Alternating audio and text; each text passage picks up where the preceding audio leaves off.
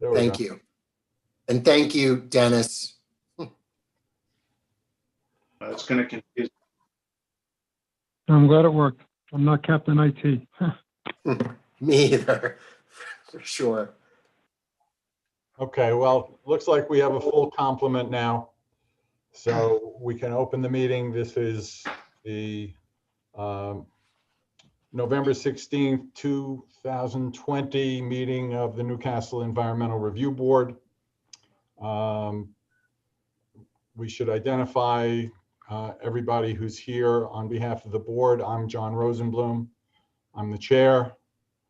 We have David Horowitz, Ivan Alter, Ted Holmes, all board members. Dennis Corelli is the town's environmental coordinator, and Drew Gambles is with the firm of Keene and Bean, is acting as counsel to the board for the purposes of the hearing tonight on the appeal. We have an agenda with a few items on it. The first substantive item will be the appeal of the tree removal permit for the property on Glendale Road. And we'll take that first since that's drawn the most attendees, and there's no reason for everybody to hang out while we do other business. So we'll do that first after we approve the minutes from the meeting of September 21st, 2020. The minutes were distributed to the board members. Are there any questions or comments on the minutes? No, John. None? Okay. Then I'll entertain a motion to adopt the minutes from the September 21st meeting. I move to adopt the minutes. Do I have a second? All in favor? Aye. Aye. Aye. Carried. Okay.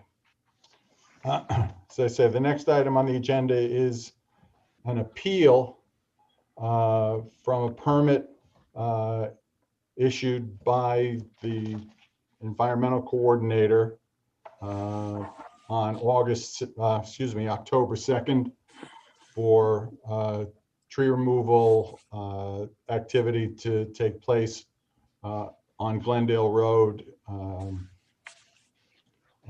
over on the west end of town. And we received two appeals from Joanne Hines and Dolores Cerulli. I think the best way to proceed on that, first we'll ask Dennis to provide an overview of the application. Then we'll allow Ms. Hines and Ms. Cerulli to discuss and explain the basis for their appeals. Then we'll hear from the applicant, Mr. Cowell, with respect to his application. And then finally, if there are others, members of the public, who would like to comment, they'll be allowed to do so. Since the tree ordinance in its provision describing the appeal process mandates a public hearing. For that reason, members of the public will be authorized to speak as well as the appellants and the applicant. So without further ado, Dennis, why don't you take us through and provide an overview of the application itself? Sure. Actually, prior to Mr. Connell submitting an application, he had contacted me regarding his proposed action of removing trees and to replant with, we'll say, crops for primary use. And at that time, he was also going through other members of my department to see what would or would not be required with respect to those activities.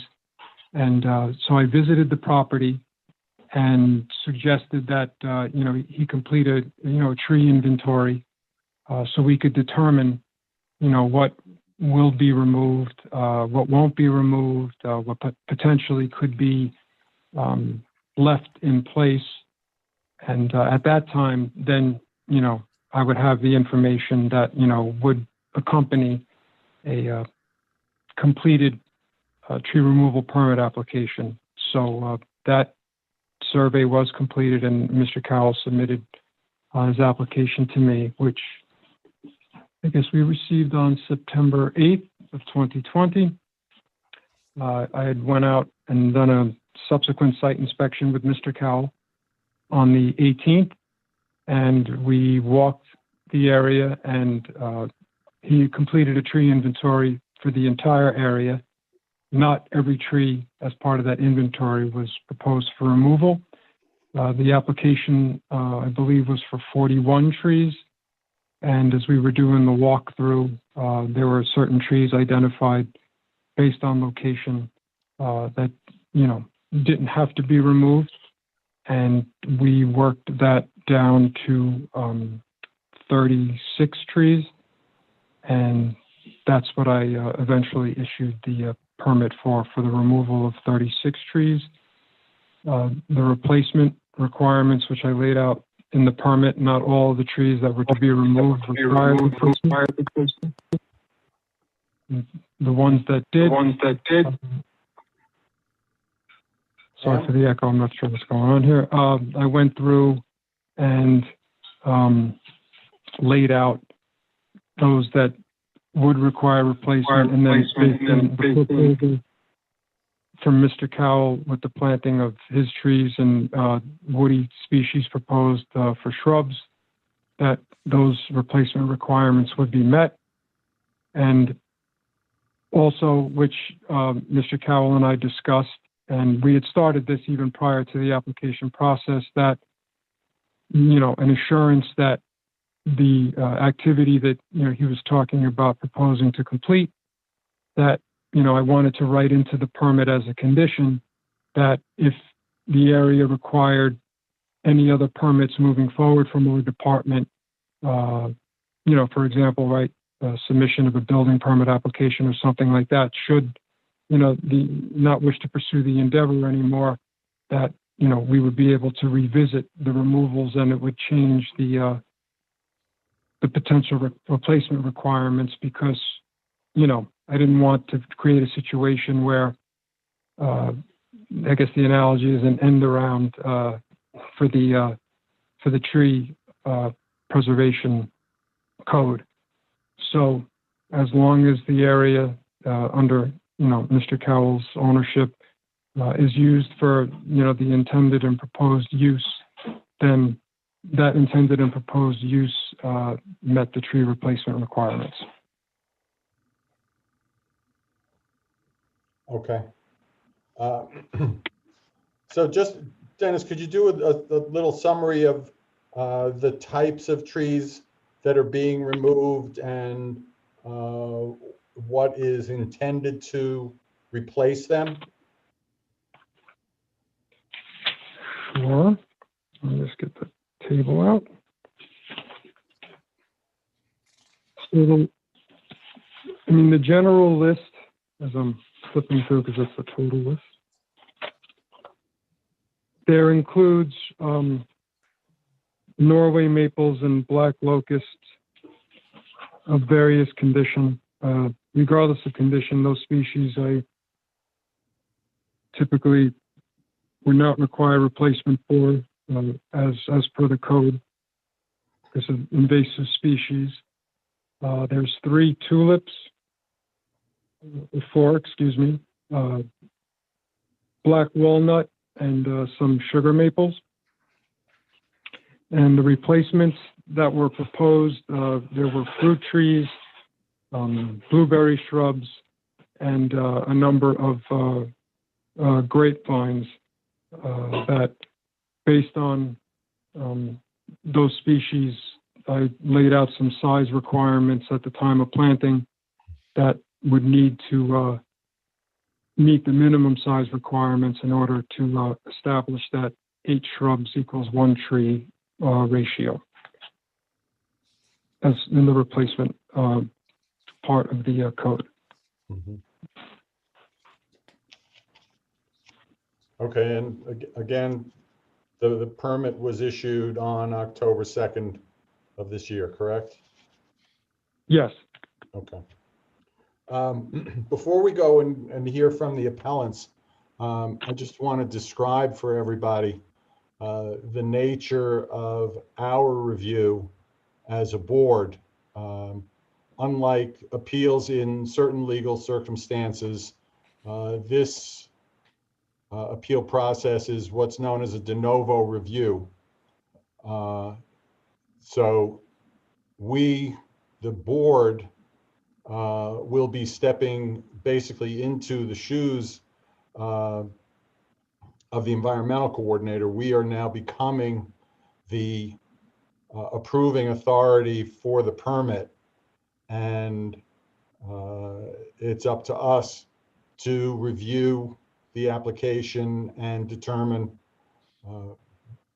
based on everything that's in the application and any other materials that we may want to see, whether to issue the permit, issue it with conditions, or deny the permit.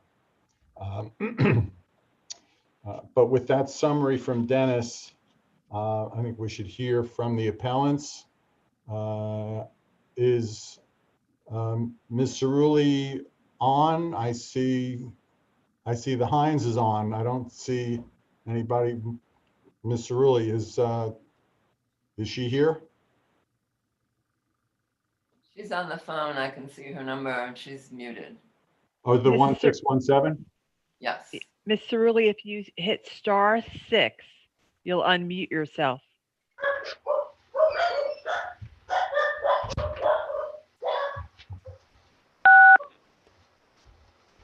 We can hear What is you. that?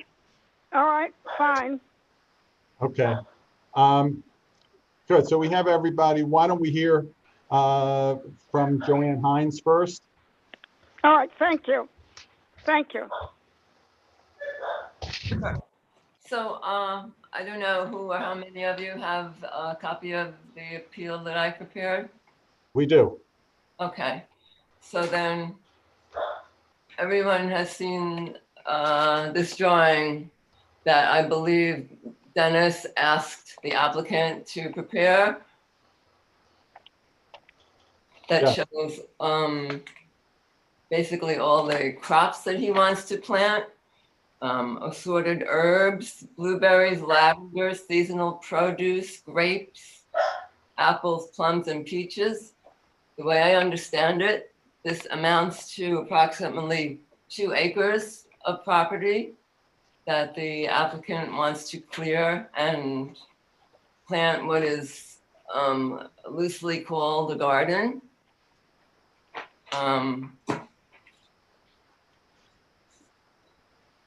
I mean, I've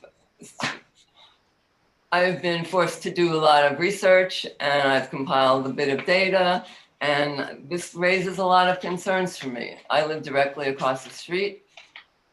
I'm concerned about water, runoff, erosion, my septic field, my quality of life, real estate devaluation.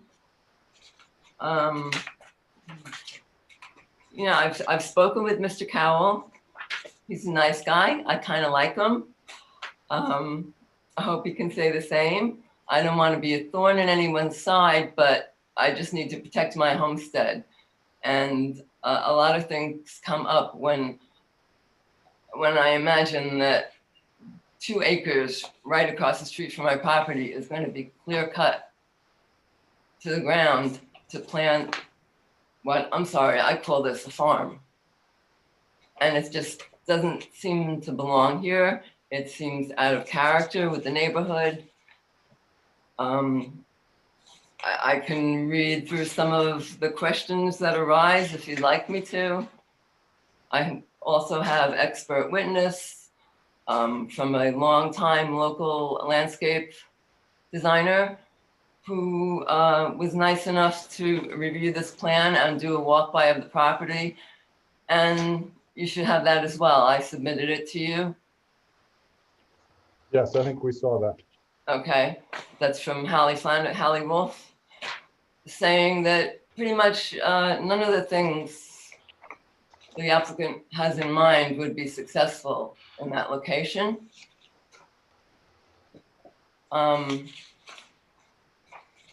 Not to brush over any of the other issues, but on page 4, just to present a solution and an alternate that could possibly work, I've included a picture of the applicant's, well, it's quite a slope.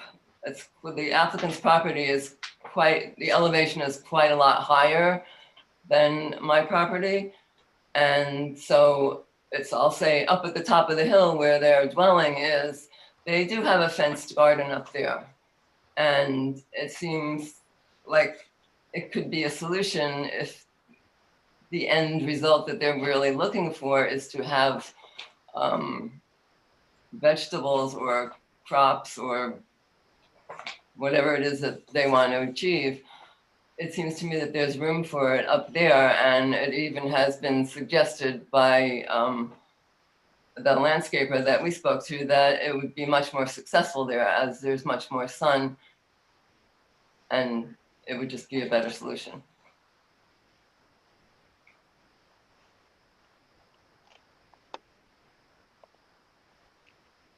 If there's anything I can expound upon, please say.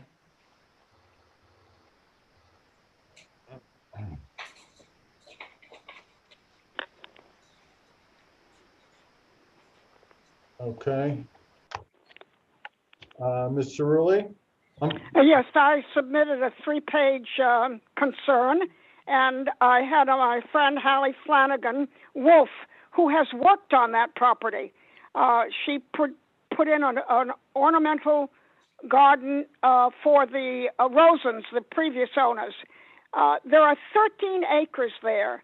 The plot that was the drawing of the plot did not show that there is a pond, a good-sized pond up at the top. In the 13 acres, there's far better areas than roadside. The intended farm is to be placed on the roadside. This is at the bottom of a steep incline, and I can only think of runoff, of taking away the nitrogen from the soil there, providing us with all kinds of fungicides and pesticides that would flow across, impossible not to. The effect on our water table, which we have a very high water table in this area and a lot of bedrock. And our wells are in the front, of course, and they're being monitored simply because the water the water levels tend to react very strongly to any other any other drawing away from them. With 13 acres, I should imagine that Mr. Cowell could find a much better place, and could certainly any landscape designer would tell him that what he wants to grow at the roadside. I don't understand why the roadside, but what he wants to grow at the roadside will not do well there. Hallie's report, I'm sure that you have it there, and please refer to it, as she knows, of course, the crops that will go in, or the crops that we've been told will go in. Among other things, I'm aware that both she and I feel that all of the grapevines will provide enough fuel for a winery. And then, of course, I think of things like there has to be constant activity during this growing season. Where's everything going to be stored, and how much activity will this farm enjoy? Again, a disruption on my life, certainly, and the runoff will have a serious effect, and so will anything that runs off will affect my well. Again, I would certainly not be as upset if I thought that the owners of the property had taken into consideration that this is not a good place to place this material, and not good for us, and not good for the farm. far better to put it up higher in the hill. Okay, I think I want you to refer to Hallie Flanagan Wolf's paper. When I included it when I sent material to Dennis. fine, we will do that. And my report, my concerns are, I think, 3 or 4 pages, handwritten because I'm not technological, and unfortunately. I think they were pretty legible, so I don't think that was. Yeah, right. Yeah, in my day, handwriting was important. Okay, thank you. Is there anything else I can answer for you? We may have some questions at some point, but at this point, it probably makes sense to hear Mr. Carroll speak in favor of his own application at this point. All right. Now, will the decision be made tonight, or will we have will we be notified later on in the near future? Well, we haven't finished hearing from everybody who wants to speak, but I will say now that this board's typical process in a situation where we were asked to issue a permit, and we usually don't issue tree permits on a de novo, on an original application basis, but we do routinely issue wetland permits. And our usual process on a situation certainly like this would be to hear the applicant on a first read, a first go through it, and take time to consider written submissions, and perhaps, if the situation made sense, to go out for a site visit and see the site firsthand, and then make an ultimate decision that would be announced either before or at the next subsequent meeting. We haven't reached that point yet, but that's certainly one of the possibilities for the way we'll proceed tonight. All right. Now, one last thing, Mr. Rosenblum. I don't know whether the pond will be affected by all of this, and whether there is any whether be any repercussions vis-a-vis wetlands because of that pond. But I do know that there is an enclosed garden up there, and that's the ideal place to place any kind of crop growth. All right, thank you. Thank you. Mr. Cowell? Hi, good evening, everyone. Sorry, I don't have video. First, I mean, just quickly, the de novo review. Where is, I'm a little unfamiliar with where that authority comes from. As far as I can see, that would be something a zoning board of appeals might have the authority to do, but not a environmental review board. All right. What? Where the purpose of tonight is not to discuss the legal points. Fair enough. I just put it on the record there. It's out there. Okay. Secondly, let me just get those out of the way real quick, because secondly, 121.14, obviously A3, there's requirements for certified mailings that only one appealing party completed. And I just want to put that out there as well. All appealing parties need to complete that requirement for compliance. I just wanted to put it out there because it's factually accurate. And then I'll just get onto it. You know, I've been, listening, and I appreciate everybody's concerns about this. I just want to kind of clarify a few things right at the beginning, because I hear a lot of, I guess, assumptions about what the intent actually is. And I hear, terms like farm being used and stuff like that. I just want to, first of all say, we are not clear cutting this area. It's pretty obvious. Mr. Corelli has a detailed inventory of the entire area. It contains upwards of, over 120 trees in the area we're discussing, and the permit lists 36. So I mean, it's basic arithmetic there. You just subtract 36 from 128 and you still have 92 trees left. So if I wanted to clear that area, I'd really have to get a permit that covered, in the hundreds of trees, not just 36 trees. It is a 13-acre property. It is heavily wooded, so we have in the thousands of trees. I know I've heard a few comments about is there a better place you could do this? You don't want to mess up the road.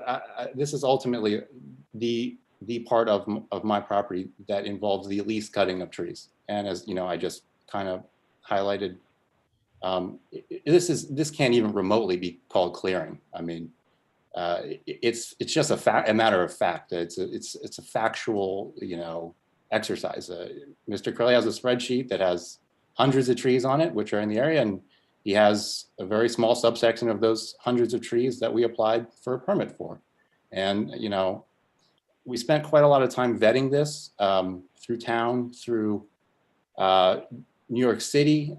It's been a 5 or 6 month journey at this point to get this permit. We incurred expense to do it as well. I really do understand people's concerns, but I'd like to actually go through point by point the appeal. So first point, it's not clear cutting. I wish we could get away from using that term because it's not clear cutting and it's not the appropriate term to use. Secondly, I think there's been a mischaracterization of the replanting plan that Ms. Hines held up earlier that shows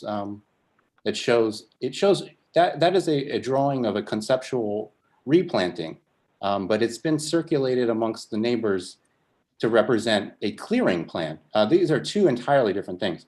That plan shows where plants are to be put into the ground, not removed. So it's not plants will be planted alongside trees. So that's just to clear that up for everybody. Secondly, a big misconception is that we're farming. We are not farming. I don't really understand why this word has been used so frequently, but it's not accurate. It's not a commercial operation that we're seeking to undertake. It's not a source of income. We have regular jobs and we don't obtain income by selling produce. We are not hiring anybody to do the work for us. We're not using fertilizers or pesticides. We're not using anything like that. We are simply cleaning up our property, which has been long neglected in that area. It largely consists of vine-filled trees. I look across the street at the Hines and at Ms. Cerulli's property, and they have beautiful properties. They're very nicely maintained. I would hope that they would like to see someone across the street taking just as good a care of their property as they take with theirs. And the property looks great. So I really think it's going to bring aesthetic appeal. I think that once this is being worked on, it's really going to improve the aesthetic along the road. The road right now is quite messy. There's trees down. There are trees filled with vines being choked to death. It is in need of some care. So I just wanted to point out we're not farming. It's not a commercial operation. We're not using pesticides. We are simply gardening and cleaning up our property and planting perennial fruit trees and plants. Mr. Corelli had said we're crops. We're not crops require seasonal, corn. We're not growing 2 acres of corn. You plant apple trees and you pick the fruit each year, but you don't cut the tree down and replant it each year like you would corn or tomatoes or whatever. These are perennial plants that simply bear fruit each year. If I can, I'd like to go through the appeal item by item. If starting with A, if everyone is on board here. Sure. That's Okay, fine. If you have comments on it, yes. I do. I have comments on every single point. A, I'm gonna, from the appeal, I'm gonna read a bit. It says, our well and several others in this proximity are currently part of a long-term well monitoring program on behalf of Sunshine Home for Children. It goes on to talk about concern about groundwater levels and wondering what kind of impact this might have upon neighboring wells. And I agree that's a serious concern. You know, I'd like to speak to it. You know, I am not drilling a well. You know, I'm not going to be undertaking any drilling or pumping, you know, any pumping that exceeds normal household use. I'm relying on rainwater. To be honest with you, I understand that Sunshine Home is expanding their well with 2 new wells, and they are doing expanded pumping up there, and that they are monitoring certain residences' wells due to that activity. But you know, I'm not drilling a well. I'm not pumping water. I'm not going to have an impact on your well. You know, if your well is being monitored because of the expansion of Sunshine Home for Children, I think the more appropriate response would be to, you know, kind of push back and challenge the drilling and the increased well pumping that's going on at the Sunshine Home. I That's won't been be pumping. done. Well, I mean, that's what should be done, because I'm not. That I'm not has doing, been done. well, that's good. I mean, I think that's good. Yeah, but you know, that's your solution. If they're pumping water out of Sunshine Home at excessive rates, then I mean, that's kind of something you know, as you put it just now, it has been done. It should be taken up with them. I'm not pumping water. I just have to, you know, in answer to what you're saying, how is it that you can think about planting all these things and not watering them? Time, can we let Mr. Cowell finish, and then we'll come back to you if there are questions. Thank you. Yeah, I'll keep going, but I will answer. You know, it's called rain. I mean, we had a good rain last night. I measured rain, how much rain we have fall. There's more than adequate rain, and plants and trees that are perennial are not susceptible to drought. Grapevines are not very susceptible to drought. I intend on planting native North American vines there. They do not need watering. I do not intend to be watering all these plants. Once they are established, they will take care of themselves. So that's the answer there. And I mean, I'm just trying to give you an honest answer. Okay. I'll move on. B, runoff and erosion. The appeal states there are issues of runoff and erosion. They're saying, you know, there's going to be an exacerbated condition due to this activity. So I'd like to, you know, say, first of all, at the core of this, we're replacing the trees. You don't have to, the town of Newcastle does allow you to remove trees and not replace them. I'm not doing that. I'm replacing the trees. I'm meeting a replacement requirement. So the vegetation and the calculus that has been you know, developed by the town of Newcastle for what, you know, the replacement, you know, requirements are going to be, I said, okay, great, let me comply with those requirements. So anything that's coming out of the ground is being put back in another form. It's a replanting. It's replacing trees with other trees. So that argument doesn't really hold a lot of water, to be honest with you. And then even more convincing, I would say, is that the code that the part of the town code that governs stormwater and erosion and sediment control is Chapter 108A. Chapter 108A has a very specific exemption in it, which is 108A5I, which states that the activities of an individual as engaging in home gardening by growing flowers, vegetables, and other plants primarily for use by that person and his or her family shall be exempt from review under this chapter. So it's the law. I mean, it's plainly the law that there is no argument to be made on the grounds of stormwater or erosion because it's expressly exempted. So I'll move on unless there's questions about that. I have a question. I look at my property and I see trees that are old, but are Is- less than 8 inches in diameter. Mr. Rulli, if I can, you had your turn to speak. Can we finish?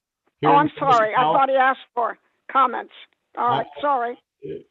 If he was asking for comments, it should have been from the board. My apologies. That's okay. Okay, I'll just move along then. Mhm. Let's go to C. It reads, the septic leaching field for 60 Glendale Road is roughly less than 50 feet from proposed growing area. And then, facts that septic fields and plants do not mix. I would agree with you on that. So this just doesn't seem to be factually accurate because so there's a 25-foot wide road between our two properties. There's a 25-foot buffer on each of those, on either side of those roads. So at an absolute bare minimum, we got 75 feet. And this doesn't account for any setbacks that are on 60 Glendale Road, which I understand the setbacks in an R2A district are 50 feet at least. So now we're up to 125 feet. So the fact of the matter is, at a bare minimum, we're at 125 feet away. And that's if I'm looking at the survey of 60 Glendale Road correctly, that's farther away than your well is from your septic. If your septic's in the front yard, I mean, you guys have a survey of, as part of this appeal package, you've got the well near this A mark, and you're saying the septic is somewhere else in the front yard. That means your well is closer than my growing area. So that's the first issue. Secondly, if you're claiming, uphill, you're claiming my property is uphill, I don't see how septic is going to go uphill to this growing area if that's what you're claiming. So it's uphill for stormwater, but the septic somehow can go uphill. I don't understand that. And then lastly, no property owner's septic tank should be leaking onto another person's property. That's just what the law says. So if it is in fact true that your septic is going onto anyone else's property, that's something you'd have to fix. That's actually a violation of the code. So it's not a very convincing argument to me, that I can't grow something 150 feet away across the street uphill from this hypothetically leaking septic. You'd have to fix that. If your septic is leaking onto someone else's property, you'd have to fix that. Anybody would, right? So I'm going to move along.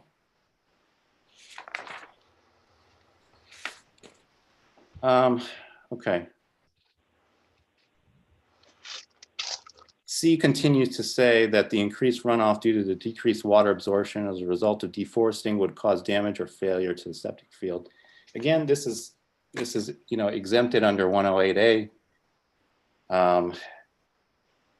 Again, it doesn't seem to make practical sense when you look at the physical environment, that this is an actual concern. And then again, if somehow, septic was coming over, that would fall on the property owner to fix their septic. It wouldn't fall on me, so, okay, I'm going to move to D. Let's see. So D seems to be concerned with basically, it looks to be concerned with the change to the aesthetic of the property. There's a series of questions here. So, what I can say is your view is not going to radically change. I know it seems that way, but it's not true. The trees that are going to be removed are going to be replaced, and it will be nicely done. It's going to look aesthetically nicer than it looks now. I don't know what else I can say to it. I guess I trust me. I don't know how to assure you, but, you know, I hope you can, you know, you've spoken with me and have a sense that, you know, I have some kind of, some kind of intent that it would be done tastefully. You know, I live there too. I don't want it to look like a commercial farm or anything like that. Let's see. In terms of activity and noise, there's not going to be any change in the level of activity that you see across the street, or any excess noise than you currently experience across the street.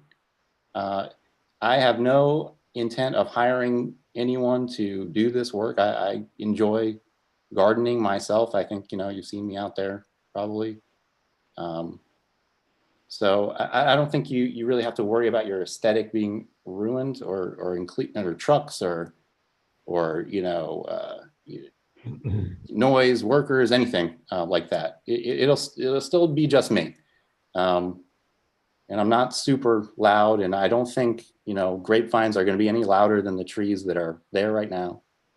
I don't think apple trees are any louder than maple trees. So I think so. I mean, some of the questions here, I mean, ultimately, you know, so some of the questions are, you know, are we applying for farm status? Is this a method for tax evasion? No, and no.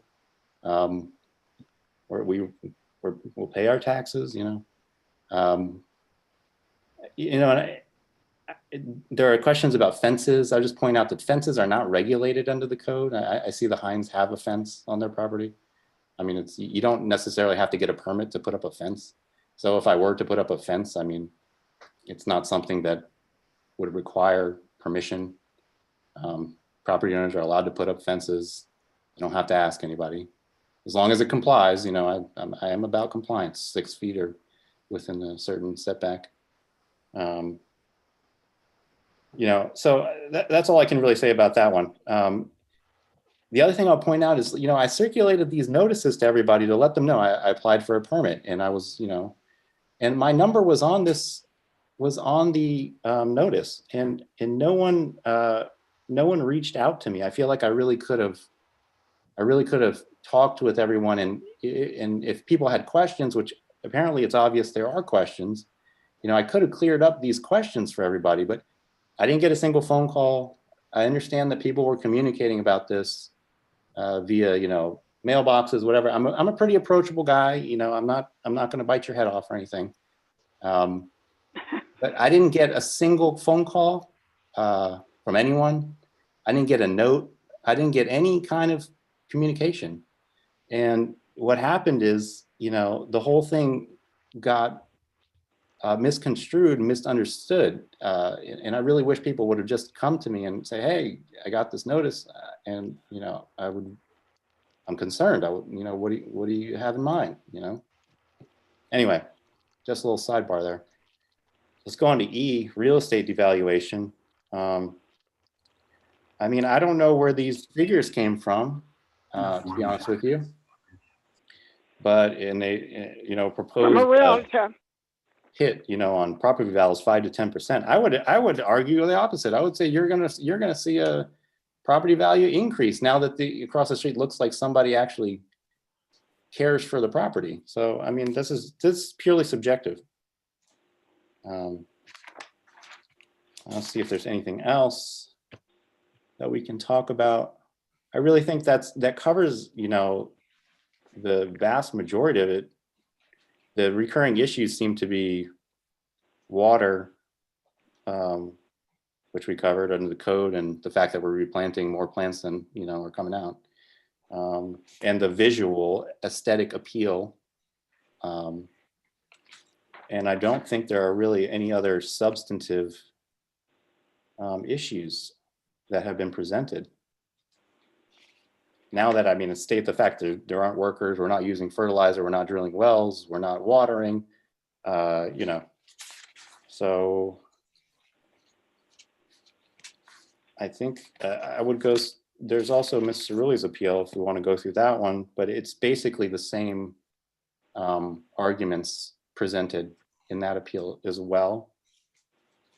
There are some, I think, mistakes of understanding of the town code in this.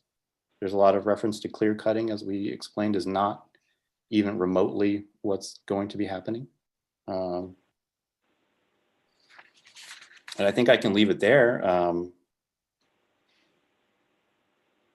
Unless there are any, if not, you want to, go back for questions and answers. I can pick that up whenever you're ready. Okay, well, I think we on the board may have some questions at this point. I'd like to ask Mr. Cowell, and I know you kind of adverted to it indirectly at a couple of points, but what's the specific, your primary purpose here? Is it to not use the word clear, but to improve the appearance of your roadside property?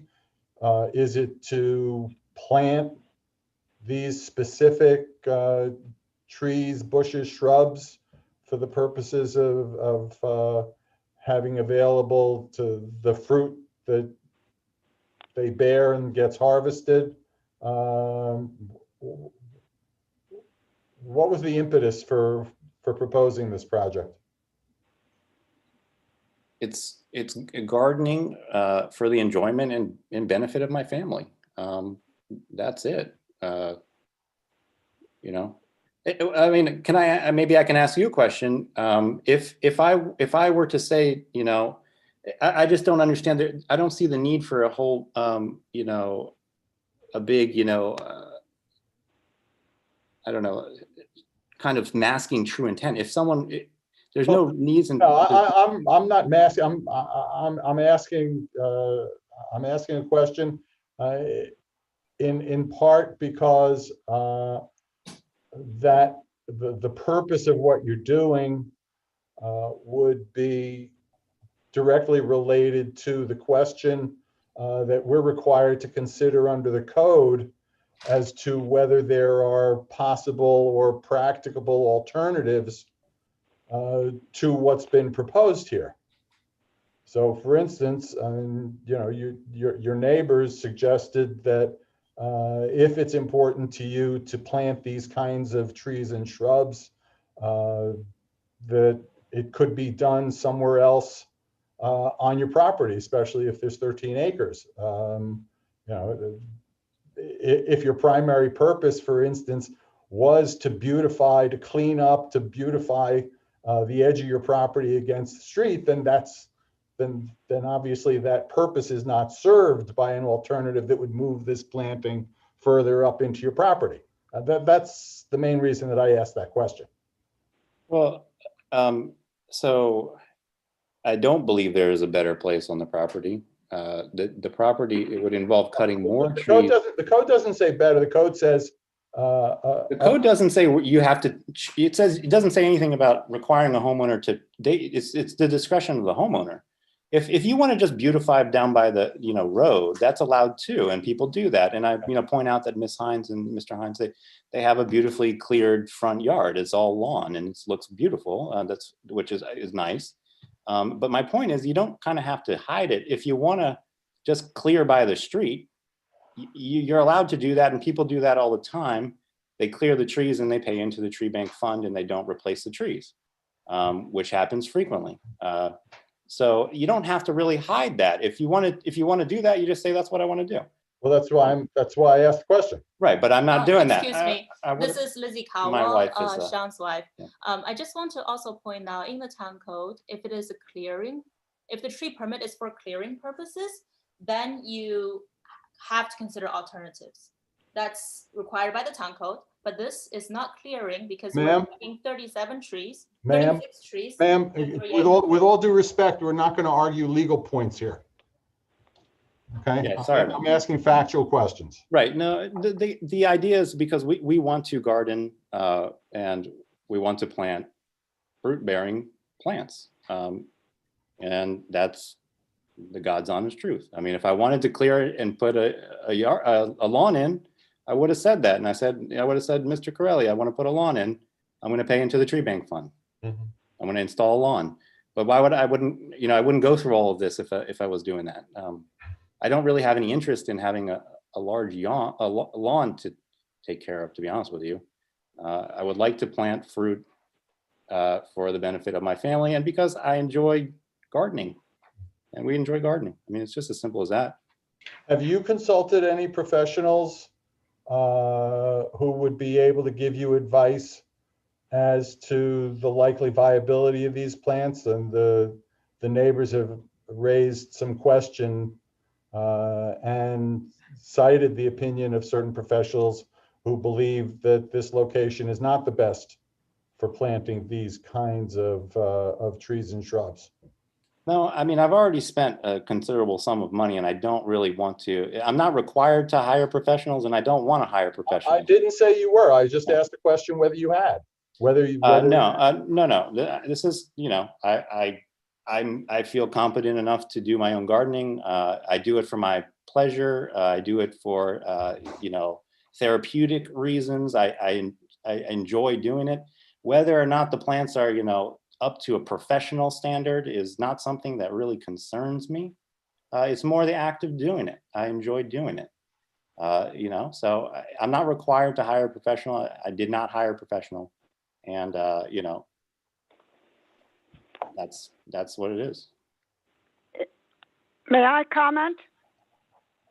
Let me ask the other members of the board whether they have any questions at this point of either All right, the thank you. applicant or the two appellants. David, Ivan, Ted? I don't have any questions to be honest. Okay. I have a couple, just to put them out there. With the proposed planting and the deer grazing issue, have you given any thought to what type of fencing you're going to need to make this successful and what that might be? Well, success is a subjective term, but I mean, obviously, some kind of deer netting would serve that purpose. Deer netting is see-through. You cannot see. The size of our property is, it is, a little, it's a larger property and everything is set back. You would not be able to see a deer mesh 50 feet away. There's plenty of deer mesh along Glendale Road, but whether or not fencing is involved, I mean, is kind of irrelevant in my mind. No, I'm asking because with a garden like this and having a little experience about deer jumping into properties, I'm just curious because you mentioned a 6-foot fence and compliance and all the rest. So just asking if a fence and any of that was proposed around these planting areas. Well, I'd prefer to keep it on the tree permit. I'm not even sure I can cut the trees down right now. So, why don't we get to the fences after the trees? Because there will be no fence if the trees, remain. So, I mean, I'm sorry. I don't mean to be, I just don't. I asked the question. If you don't have an answer to it, that's fine. Yeah. My next question would be, sure. Any proposed screening? Well, in your plans? I've planted some screening already, and they're bushes. I planted. It's probably about 500 feet of bushes, but I mean I don't find that people are generally so offended by the look of an apple tree or the look of a pear tree, or I don't think people would find it to be extremely offensive, to be honest with you. Right now, that area is full of vines. Right now, it's a little unsightly. I can't see it looking much worse, to be honest with you. That said, I planted bushes. The bushes will grow. They will screen the view. If that is something, if people do not like the look of, lavender or blueberries, grapes, I don't know. Everybody's got their own opinion about these types of plants. I particularly think they look pretty, and I like how they look. I thought, others might share that sentiment as well. But yes, so that's the answer. I've planted shrubs along. Okay, my last question is, because I'm not familiar with the property, is there any grading or terracing or leveling or something like that that needs to be done in order to No, plant? nothing will be constructed. No, there's nothing is going to be done. It's simply planting. No construction, no grading, you don't need to do anything. And if you would like to see, I have images, I can share my screen with you to show you a bird's eye view of our properties, all the properties of both the appellants and mine, and to show you what is clear right now, across the street from my property and what my property looks like. If you're interested in that, I can show you that. Okay, so there's no grading, there's no construction, there's no equipment proposed That's to be correct. used for that. That's correct. Okay. John, those were my initial ones. Okay. Ivan? Ivan, Hello? you're muted. You're muted. Ivan, you're muted. There we go. Hi. Hello? Have you given any thought to what kind of support you intend to use for the grapes? I know you've got a large area dedicated to grapes, the It's vines. a conceptual plan, but yeah, are you talking about trellises? Mm-hmm. Was there anything specific you wanted to know about trellises, or? Well, it sounds as if your neighbors are interested in what the visual impact will be of your plans. And so I was asking because I know that a portion of your plan involves vines. And so you'll need something to support them. Yeah, a simple trellis would be the solution there. It looks probably what most people envision grapevines to look like. I'm not sure how else to describe that one. I'm sure everyone knows what grapevines, at least has a somewhat of an idea of what grapevines look like visually. I personally find them to be very attractive plants. I don't know if everyone agrees with that, but like I said before, I've undertook to screen the area. So by the time any grapevines are actually growing, it does take time. I'm sure there will be sufficient screen. And Mr. Alter, I just want to add, you don't have a picture of how our property looks like right now. It is really infested with vines all over the place. And after Hurricane Isaiah, we have quite a few large trees just lying on the ground, blackened and dead.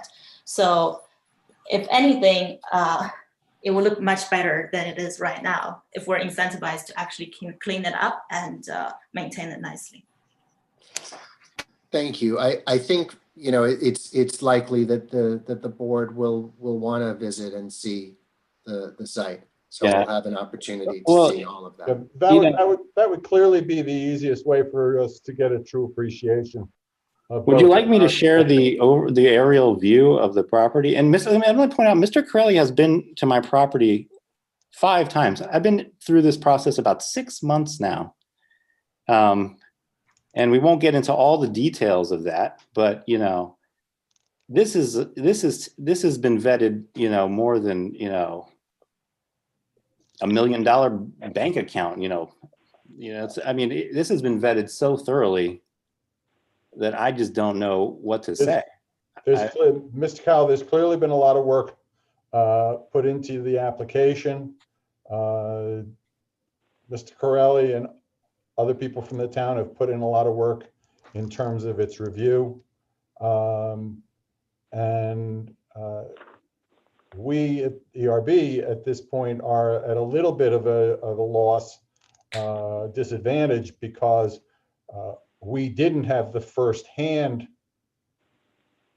information in terms of what we would glean from a visit. And I think it makes sense, since as I said, what the ordinance requires is that not that we review what Mr. Corelli did, then determine whether it was proper or improper.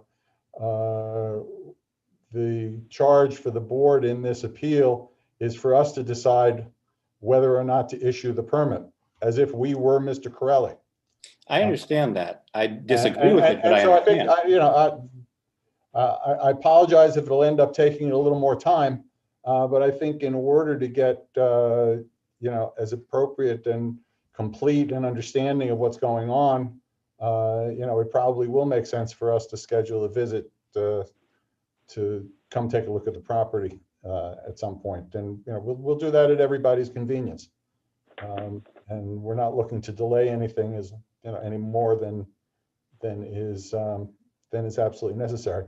The one other point I wanted to bring up, and again, I don't want to get into a real back and forth or an argument over the question of clearing, but there is a definition in the code for what does constitute clearing, and I understand from Mr. Corelli that there's no drawing that's been prepared to scale that would allow us to be able to determine the density of the trees that are being removed. I believe the definition in the code is the removal of 10 or more trees within a quarter acre. That's correct. And I understand that the plans that have been prepared, what we've taken a look at is there's nothing that delineates how many are being removed in that smaller space. We've talked about the number of trees that are being removed in the approximately 2-acre space, but unfortunately, that's not. Mr. Corelli has walked with me over this space quite a few times.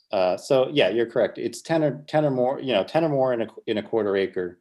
My question is, do you have anything? Do you have anything any drawing that was done to scale that would be able to show us whether, in fact, there is clearing as defined under the code going on?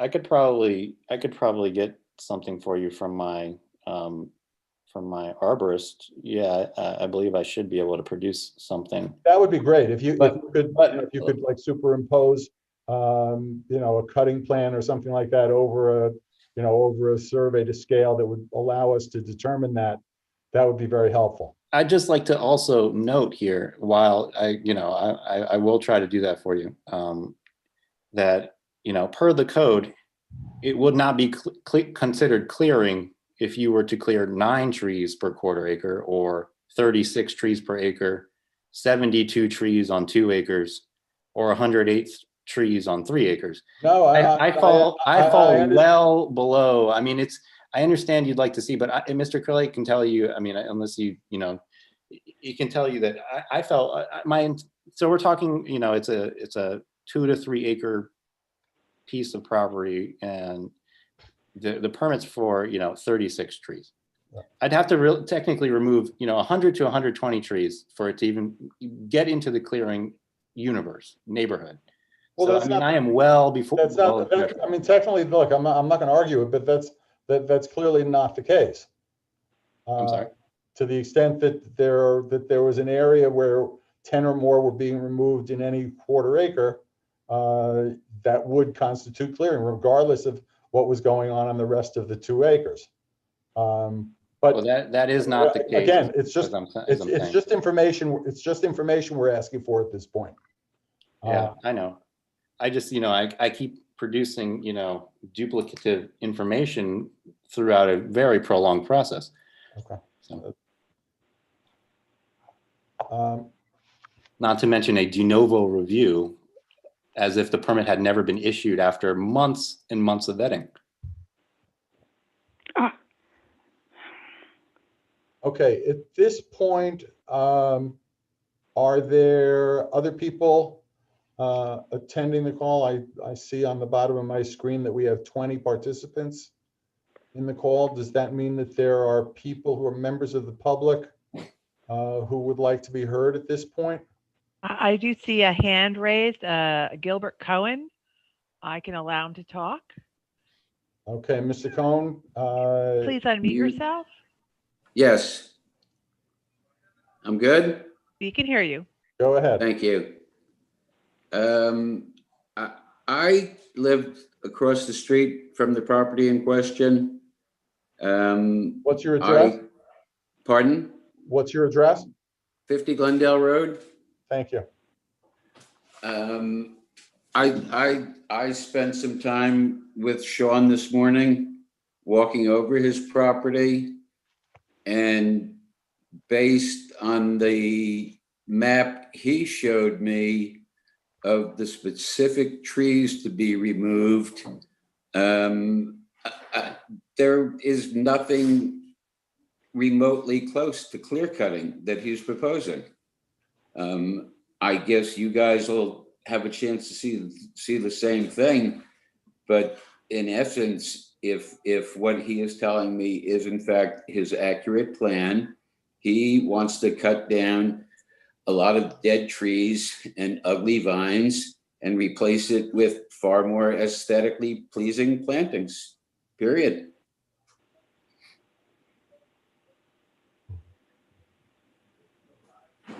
That's it. Okay, that's it? That's it. Okay, we appreciate your comments. Thank you. Pam, do we have anybody else? Yes, I would like to, at the end. There is another person. All right, thank you. Saoirse, I think that's the name. Let me allow that person to talk. Choir Saoirse, sorry if I'm mispronouncing your name. You've been. That's quite all right. It was a tough one. Hi, it's Corey Segan and David Valdez. It's 64 Glendale Road. I think that makes up all four of us who face Sean and Lizzie's property. So hi, everyone. It's nice to see everyone. I know we don't get together a lot this year. I also wanted to speak, if both of us wanted to speak, I think in favor of this. The current conditions there are a nest of invasive species. It was the first place where Japanese knotweed appeared on the block, which I've been removing from the curbside there. Removing this sort of jungle would be a real boon to the neighborhood, I think. I also appreciate Sean going through this process. The level of scrutiny here is pretty intense. It's sort of surprising. It's slightly concerning a little bit, honestly. And so I'm glad I came to this hearing to listen to this. Anything else you want to add, David? Yeah, so number one, I'm glad that this hearing is taking place. These are very interesting questions. We are adjacent and across the street from the Cowles property. We read the notices. We met with the Cowles, actually walked almost the entirety of Glendale Road with him and his wife, and discussed each and every house, kind of the landscaping, what's around. I think that if you look at the greater Newcastle, what the Cowles are proposing is completely 100% consistent with what residents of Newcastle do to their property all over the entire region. Like, what is unusual about their property is that the prior owners let it go completely to seed. When we first moved to the neighborhood 3 years ago, we actually knocked on their door and we said, hi, may we have permission to cut the vines off your trees? Because it was impenetrable. You could not see from Glendale Road up to the property, and the trees were all being suffocated. They said, be our guest. We were covered with poison ivy head to toe. We were out of our minds.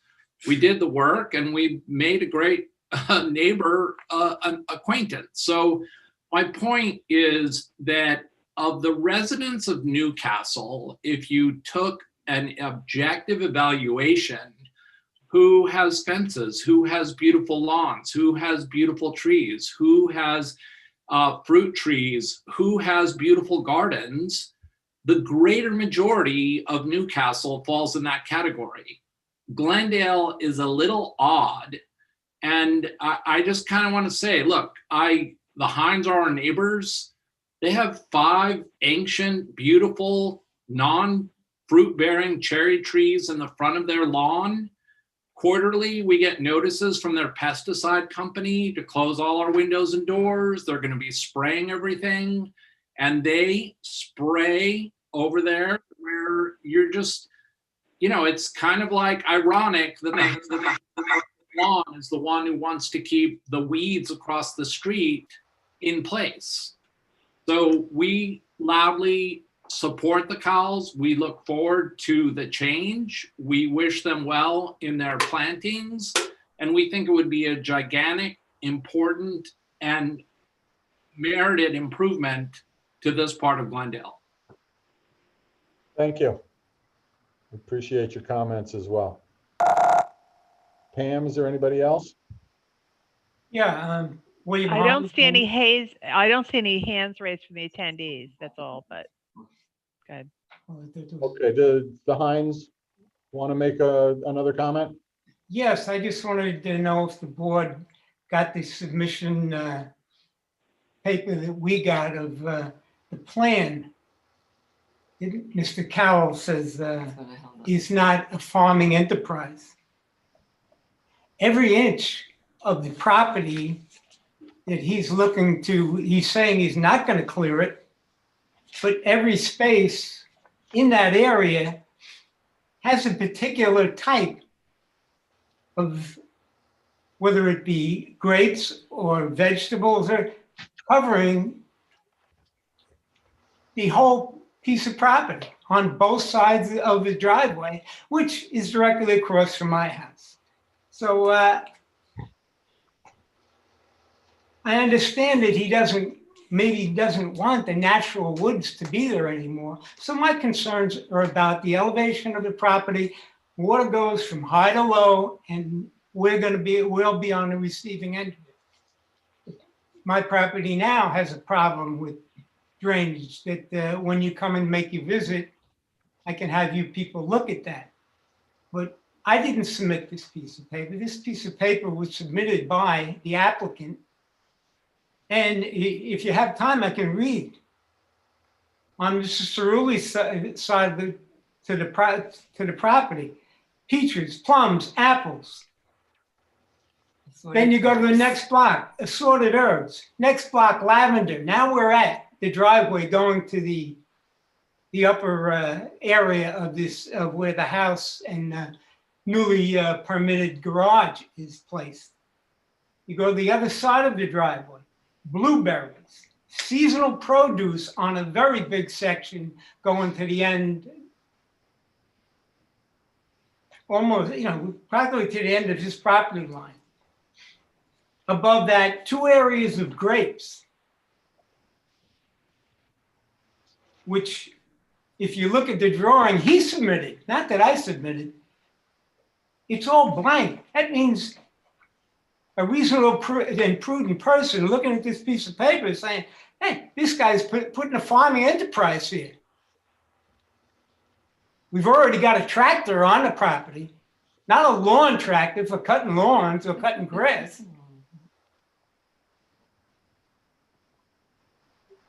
And when people from the board come to make their visit, take a good look at the elevations. There is nothing on this sheet that he submitted that shows anything about elevations, how they're going to be sectioned. And now we're talking about blocks of small sections of trees. And are we going to take two trees away, 3 trees away, 4 trees away? We're the people that have to look at this every day out our front windows. And for people to talk about other areas of Newcastle, we're talking about the Glendale Road part of Newcastle, the West End. Could I jump in here for a And moment? it is a natural area. It has been a natural area here for a long time. Could I jump in?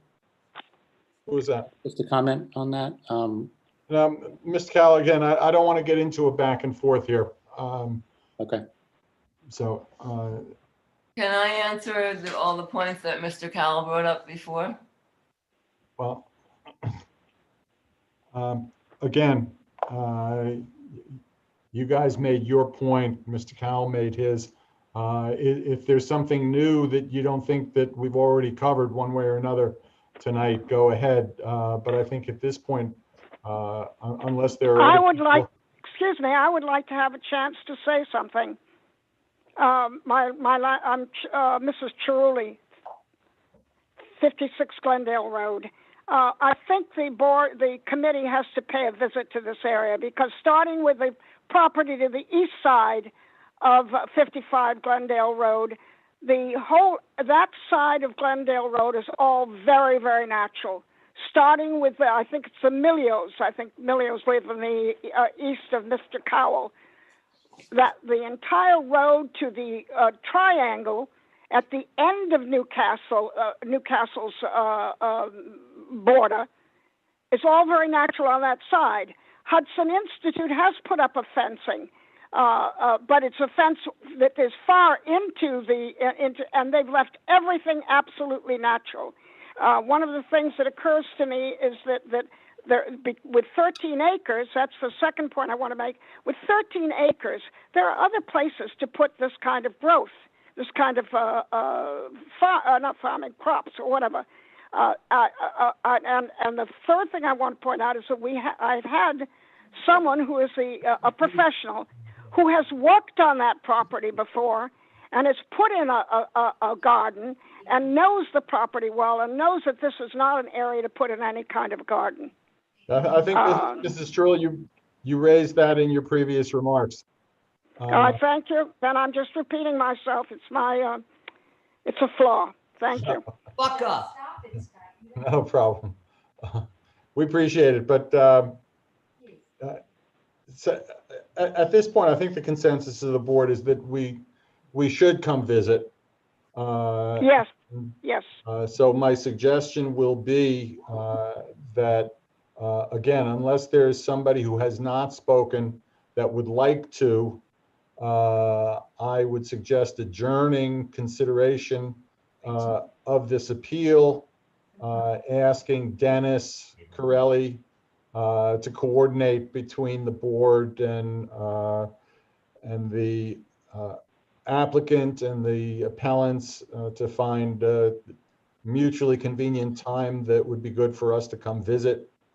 And in the interim, Mr. Cowell, if you could get us the to scale drawing that would show exactly what's being removed, where, so that we can address the question of whether there's any clearing as defined in the ordinance, and If I might just point out, maybe perhaps address the Heinz's concern about exactly how much is being cut in the area.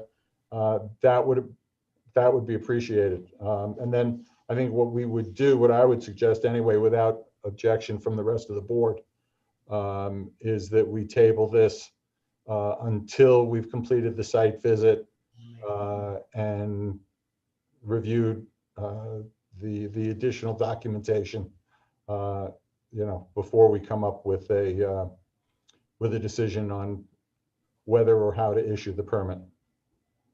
Another attendee raised their hand just now. David Weinberger, did you want them to speak? Sure. Okay. Mr. Weinberger, please unmute yourself.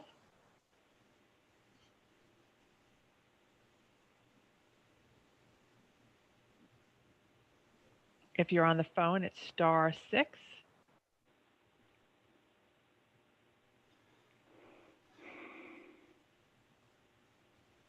Mr. Weinberger? How about now? Can you hear me now? Yes. So I live around the corner on Little Lake Road. What's your address, sir? 5 Little Lake Road. Okay. So I'm always outside. I'm always walking on Glendale, and I'm very familiar with that property. And I think what Sean is doing is really improving a pretty ugly frontage to his property. There's a lot of vine trees and weed trees, and I am concerned about the success of this garden or vegetable garden. Unless he puts on a really intense fencing, all his crops are going to be eaten by the groundhogs, by the raccoons, by the squirrels, by the deer, by the foxes, by the bears. There are bears. There is a bear in our neighborhood on our street. I have not personally seen him, but he or she has been wandering around for the last 2 weeks, and he could certainly break through any barrier and go for apples or peaches or pears because he's hungry. He or she is hungry. And I'm very concerned about them actually bringing more vermin or more predators to the area I don't know how he's going to be successful unless he has a really intense barrier. I know across the street from me at 3, they are completely fenced in and they can't grow a garden because of the groundhogs digging under. And everybody, just enjoying whatever fruit is being, I don't necessarily object to Sean building this. I just don't see that they could be successful in this area. I'm concerned about how much sun he's going to get to really grow a successful crop. I was concerned about all the trees being taken down, but I kind of felt from tonight's discussion that he explained that well. He's not taking all the trees down, and that he wants to garden, and I appreciate it. I can't see how he's going to be successful, and that's really my comment. Thank you. Turn that off. Anybody else? No other Okay. attendees. John, can I say one thing? Sure, Drew. Hi, everyone. This is Drew Gamos with Keen & Bean. I just want to remind the board that as you're reviewing this application, keep in mind the standards and the factors in 121.7. Those should really help guide you in making your determination. So as you go and look at the site, if you choose to do that, and as you're going back through and reviewing the submissions, keep those factors in the back of your head, because those should be what you base your determination on. And that was 121.7 in the town code. Okay, then unless there's objection from anybody else on the board, again, my suggestion will be that we adjourn this hearing and table the appeal pending receipt of additional documentation as described from the applicant and Dennis Corelli arranging a mutually satisfactory and convenient time for the board to arrange a site visit. And with that, I'll thank everybody. Can I just put something on the record, please, though, before we end this recorded call, or at least this portion of the recorded call, that the code doesn't seem to allow the board latitude in tabling applications. And I would just point out, that 121.14 pretty clearly states, in A2 that the ERB conduct the public hearing on the next scheduled meeting. And we did speak about this because, there was a meeting before this one. And it says, based on the standards contained herein in the facts of the matter, deny, grant, or grant with conditions being sought. It says at that hearing, they shall determine, the permit. So tabling it, we had this delayed once, and now it's being tabled again. And I would also note, I would just to ask out of curiosity, I just want to get that out there, but out of curiosity, I noticed on the agenda for today's meeting, returning matters. And if there are returning matters, I would wonder why the last meeting had been canceled. Well, I'm not sure that it's relevant to this hearing, but to the extent that you're interested, first of all, the other items on the agenda are for wetland permits that are governed by different portions of the code. However, it's not unusual at all for applications to come into the board in one way or another and be continued over several meetings, so that plans can develop, can be modified, questions can be asked and answered, site visits can be conducted, and it would, especially on an application covering a large area such as this, it would be somewhat unusual for it to be disposed of in one meeting. But fair enough. I understand. And again, look, Mr. Cowell, I understand that this has gone on a long time, that you're getting frustrated, and we have no desire to continue it any longer than is absolutely necessary. So we will try and get everything done as expeditiously as possible at this point. So, and you can cooperate by producing that one, that one scale drawing that would be very helpful, and we'll arrange the site visit. So. And we'll all be notified when the site visit will be. Absolutely. Okay. Okay, so with that, we'll adjourn this portion of the agenda. Thank you all for attending. And, thank you to the board. Thank you to the board. For your time. Thank you. Thank you. Have a good night. Too.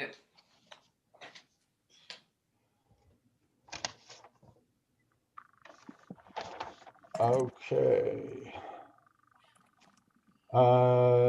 Next item on the agenda is the BARG application. Good evening, everyone. I'm Jerry Barrett. I am the landscape architect for the project. I have Stephen Coleman with us, Mr. and Mrs. Barg. Unfortunately, I don't think will be able to join us. Mr. Barg's mom is at home at the Barg residence in hospice care. So our thoughts and prayers go out to them. But we wanted to get back to the board.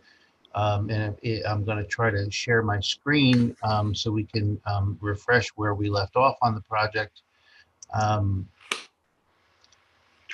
And just hopefully this is going to work for me.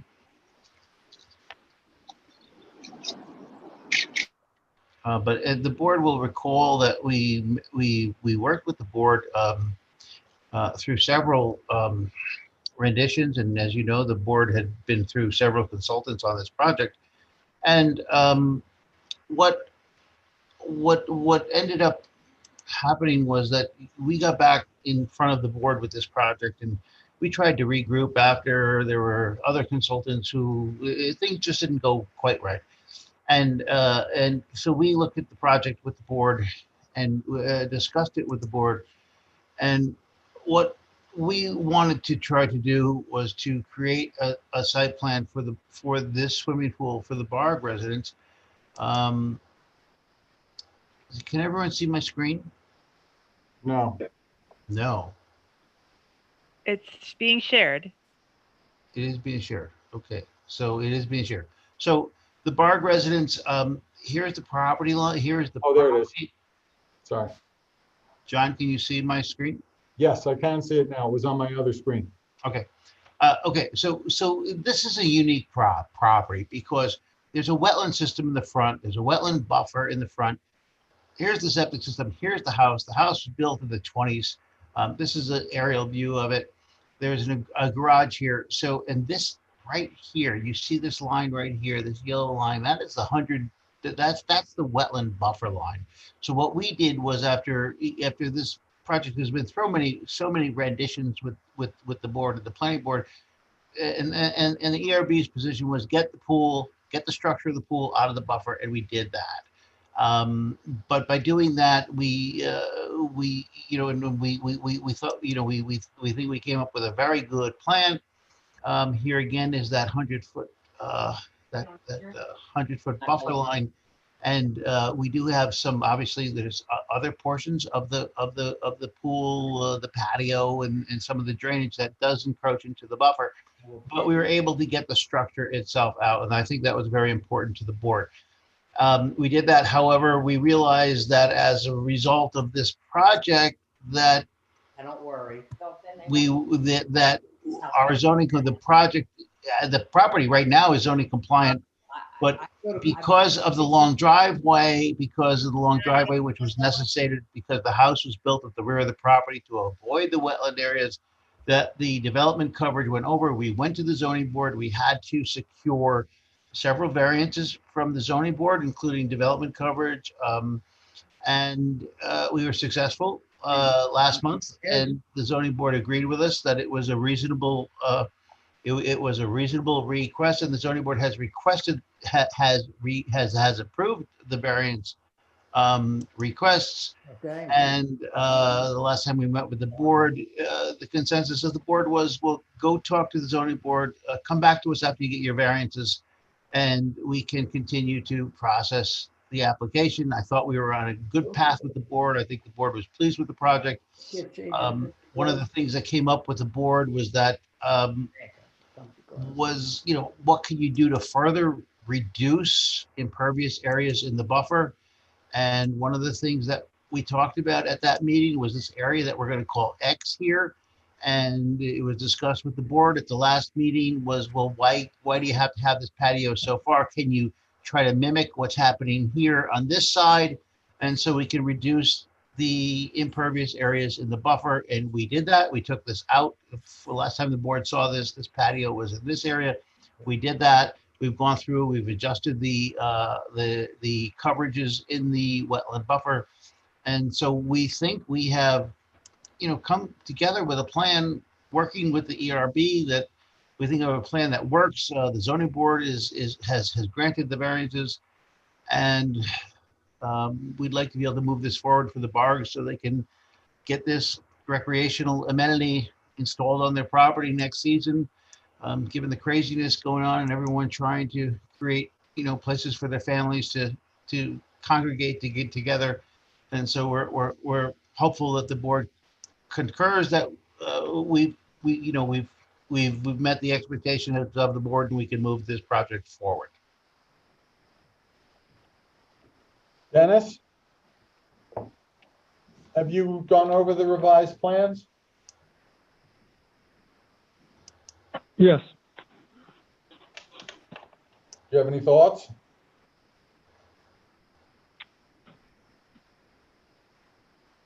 I mean, I'm comfortable with the mitigation approach. That's not an issue for me.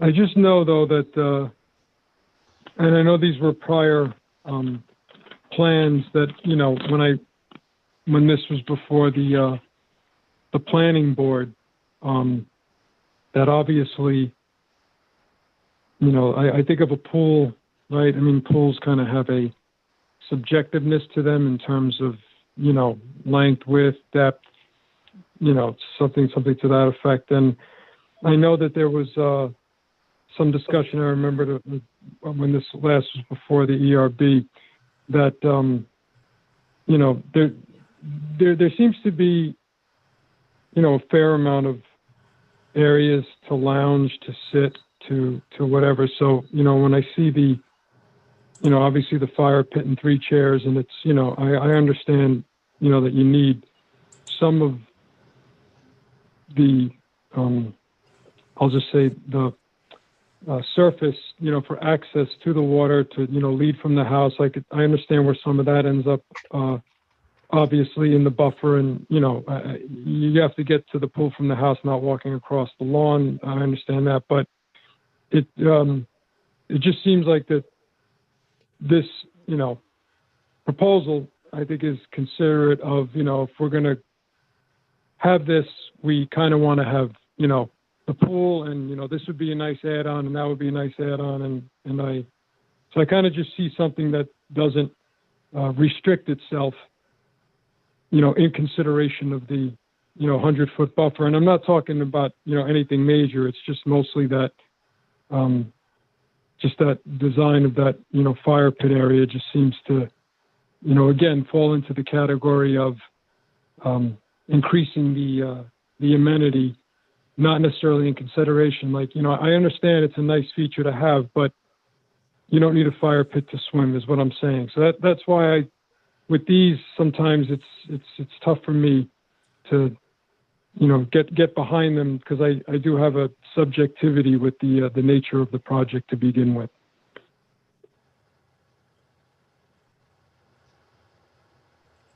Thank you, Dennis. If I may, I would just like to point out, this is the fire pit area here. This is the buffer line here. You can see Right. the majority of that fire pit is out of the buffer. We are talking about an area that's mowed lawn right now. I think Right. I think we provided, I think we provided mitigation to offset that, we're just talking about an area at the end of the pool, and what we always like to do at the head of the pool, we always like to, from a design point of view, you always want to try to identify sub areas of gathering areas around the pool. Obviously, this is the sunning area on this side, because this is where the sun is tracking. It rises this way, it goes this way, and it sets. So this is the sunning area for the family, and that's why we need this. That's why we need this patio area here, so you can have room for chairs, lounge chairs, but people can still walk by. You need an area for people to sit down at a table and have lunch. And so we have the fire pit area and this area. So, I think we have it, I think it's really minimal, and I understand your point and your perspective, but I would submit that it's really, minor to the whole thing, and we've really done a good job, I think, that, and this is a wall here, so this is this is a sitting wall here, and so and we have plantings behind it, so I don't think that the incremental impact is significant, but the benefit to the applicant, I think, is substantial. And Dennis, when this was before us last time, I don't remember that we objected anything, that we didn't objected specifically to that area. I know my concern was further over to what Jerry has marked as area X, and he did make the change that we specifically requested at the last meeting, right? Doesn't the plan reflect that, Dennis? It does, John.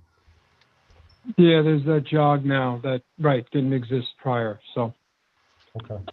Fair enough. I'm just, again, like I said, I just, sometimes have a little bit of difficulty when the pool word pops up, because again, there's just so many definitions as to, what could qualify as a pool. And then understandably, and respecting your position, Jerry, and what you do, that, okay, well, we're not just going to put a rectangle in the ground with water, that people are going to access as they run out the door or jump off the roof. Right. I understand that there has to be some sort of transition there. So I just, it's just a comment, like, respective of, all the other considerations, obviously, that have to go in with respect to, the stormwater, which I'm not objecting to. I'm just saying that it's just a disturbance that, if you hypothetically had a pool and someone didn't want a fire pit, someone feared fire, maybe that still is a sitting area, and that's fine. I'm just, I'm just kind of almost like working it out in my head as I speak aloud. So, as I said, I don't object, to the mitigation plan, and I think that is the perfect spot on the property. As I, watch mowers all through Newcastle go through such areas as the tires make their little depressions to keep a turf cover, and I'm like, why are you doing this in a wetland area? So I think you definitely picked a good spot. So I just, and to John's point, I mean, there has been some concessions. I have no major objection. Just, And Mr. Chairman, just to backtrack just a bit, and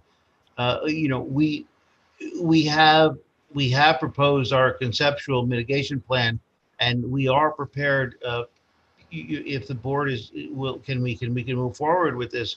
We are prepared to prepare a detailed planting mitigation plan to the satisfaction of Mr. Corelli, that the plantings that we do will increase the buffering on the site, and will kind of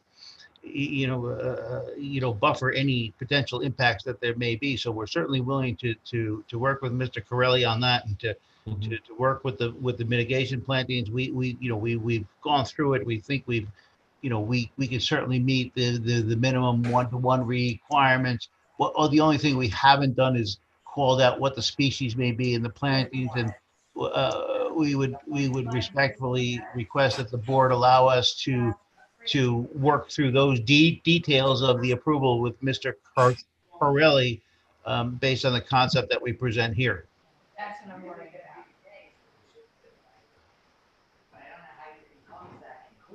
Okay, and that's certainly something we could consider.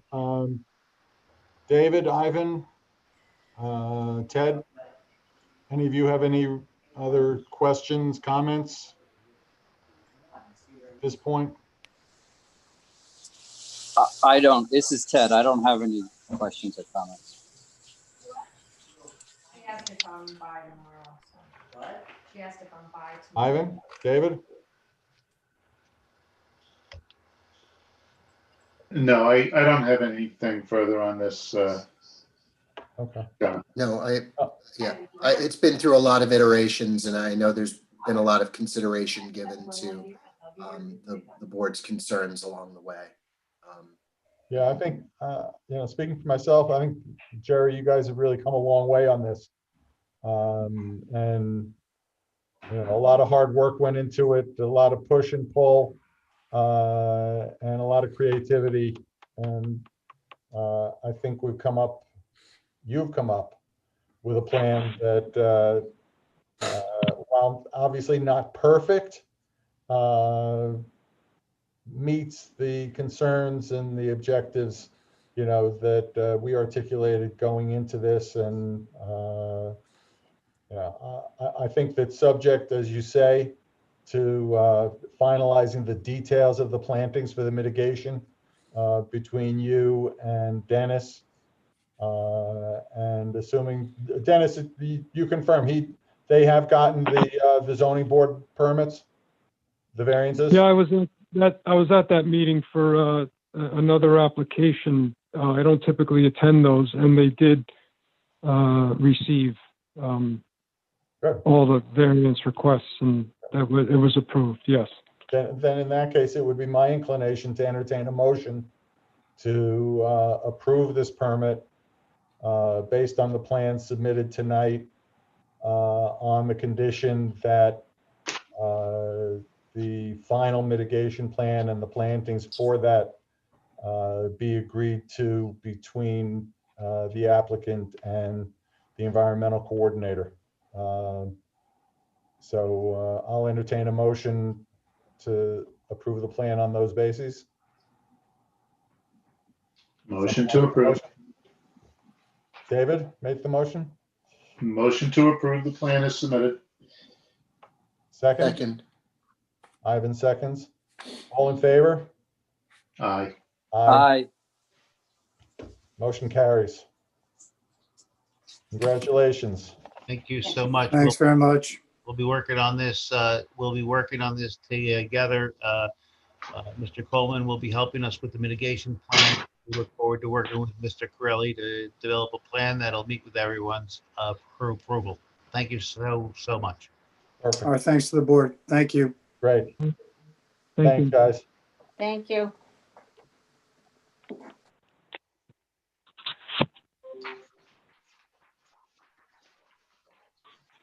Next, we have the Berman application, Oak Hill Road.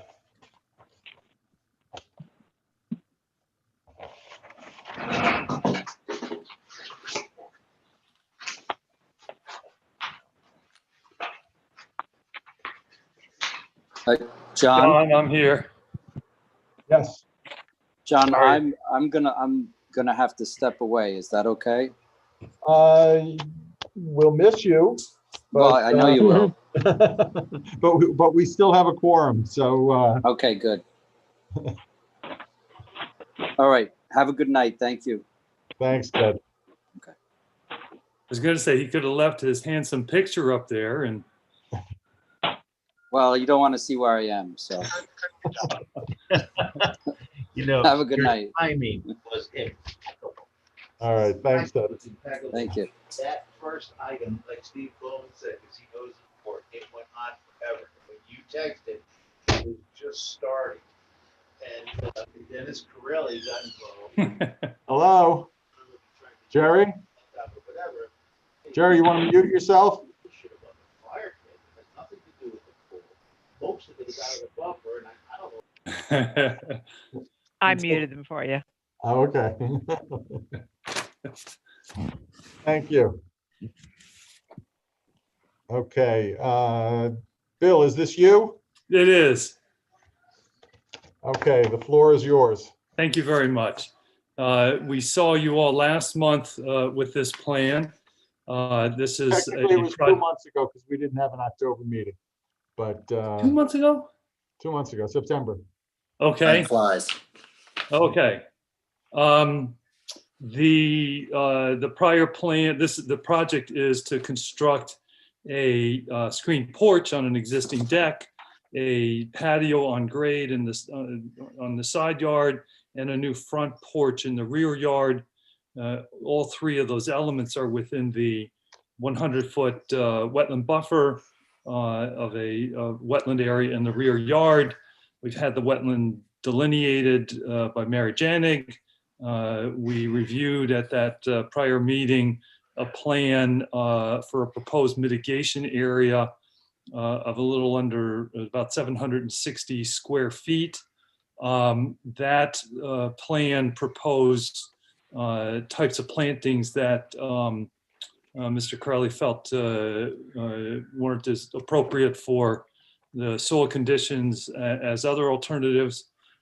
So we've developed a revised planting plan for that same area to include some bushes, some appropriate wetland bushes. We've listed them on the plan here. They include winterberries, spice bush, pinkster azaleas, blueberries, elderberries, and chokeberries, and as well as some cinnamon fern and some switchgrass. All of the bushes that we're proposing are appropriate for wet soil conditions. They're all native plants from the Westchester plant list.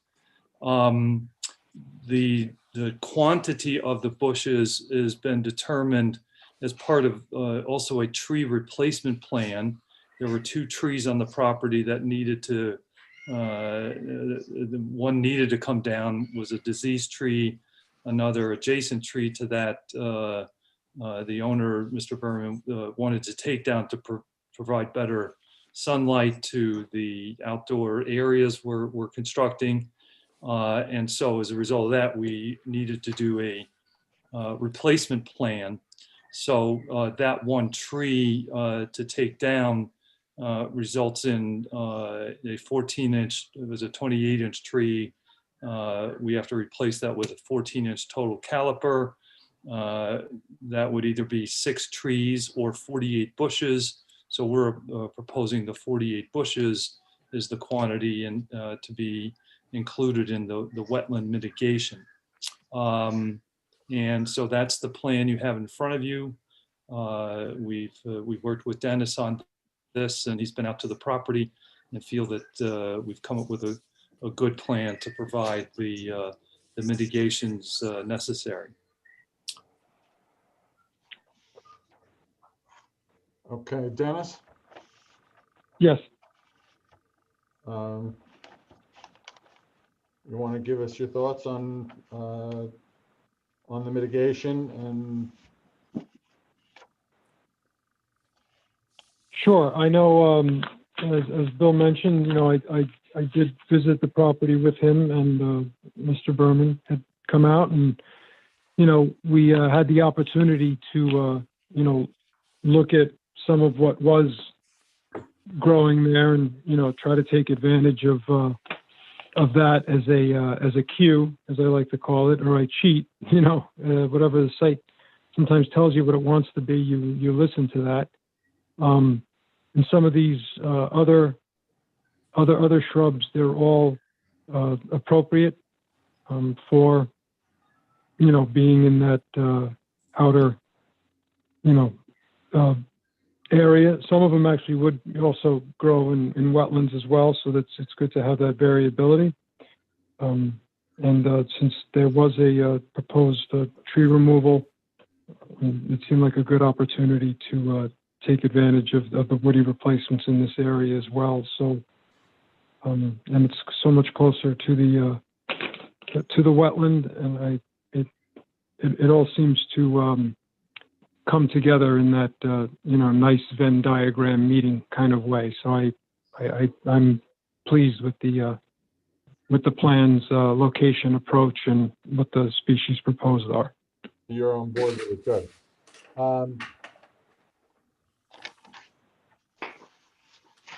Okay. That was my recollection, that was the only open issue, I guess, except there were some updated plans to overlay the survey. Did you get that? Dennis, you were supposed to get that from Bill? We didn't do that, John. I maybe failed to track that item. Is that something you think you still need, Dennis, or can we do without that at this point? Yeah, I'm sorry that I may have forgotten that as well. The purpose of that was to delineate the septic area. Oh, I see.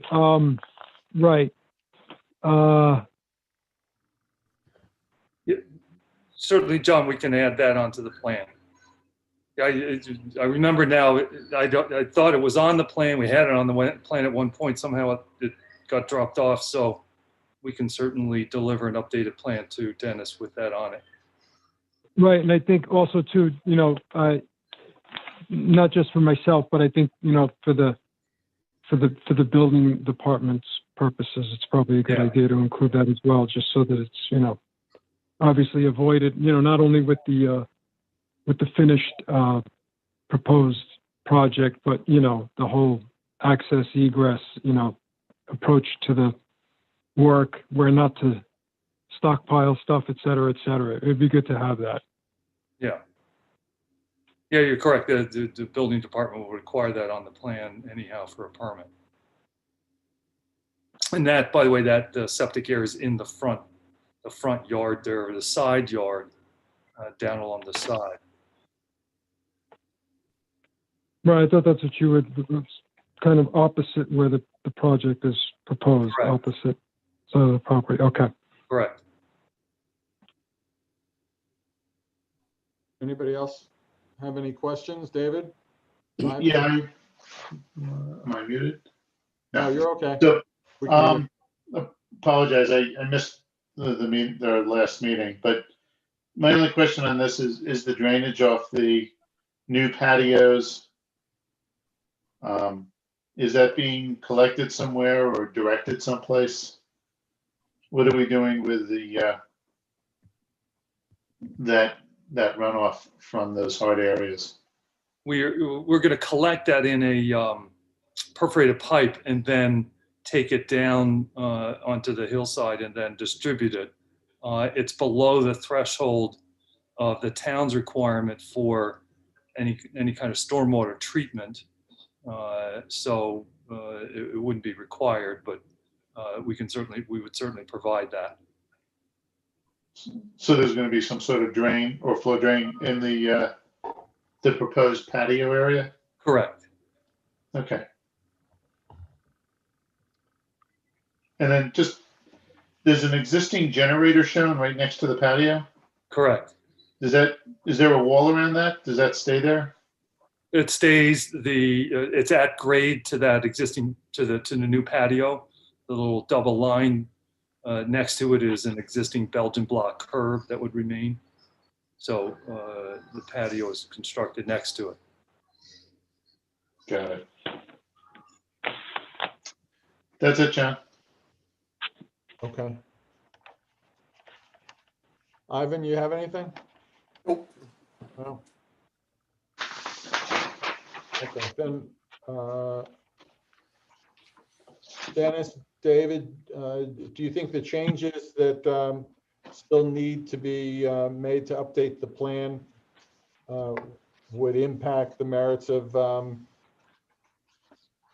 granting the permit at this point, or do you think that that's something that we could make a condition of the final grant of the permit after approving it in concept tonight? I'm okay with that. Okay. Dennis, does that work for you? Same. Yep. Okay. All right, then again, I would entertain a motion to approve this permit, subject to updating and tweaking the plans as discussed, so that they are satisfactory to the environmental coordinator, and whatever additional detail may need to be added to satisfy the building department. And otherwise, with those conditions, to approve the permit. So moved. Second. All in favor? Aye. Aye. Motion's carried. Thank you very all much. very much. Congratulations. Have a Good luck. good night. You too. Night.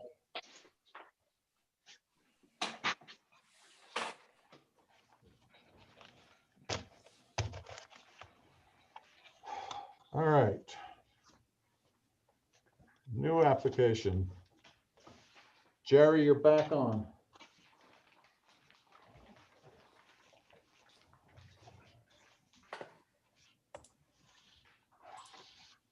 Good evening again, everyone. I am here with Stephen Coleman. I think Mr. Sommer is with us, and Alan Pilch is with us. Alan will be handling the stormwater. I see Greg has just jumped in. So we appreciate the board talking to us about this. This is I've had several conversations with Dennis about this. Is my screen being shared by Dennis? No. Not yet. Not yet. Okay, let me try to get this.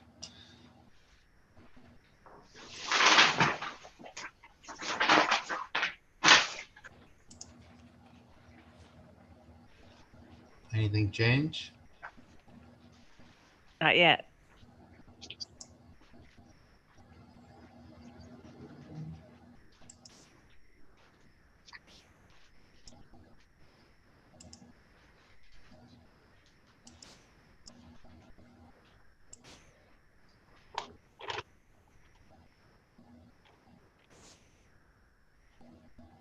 Please give me a minute. I'm trying to get everything to come up here.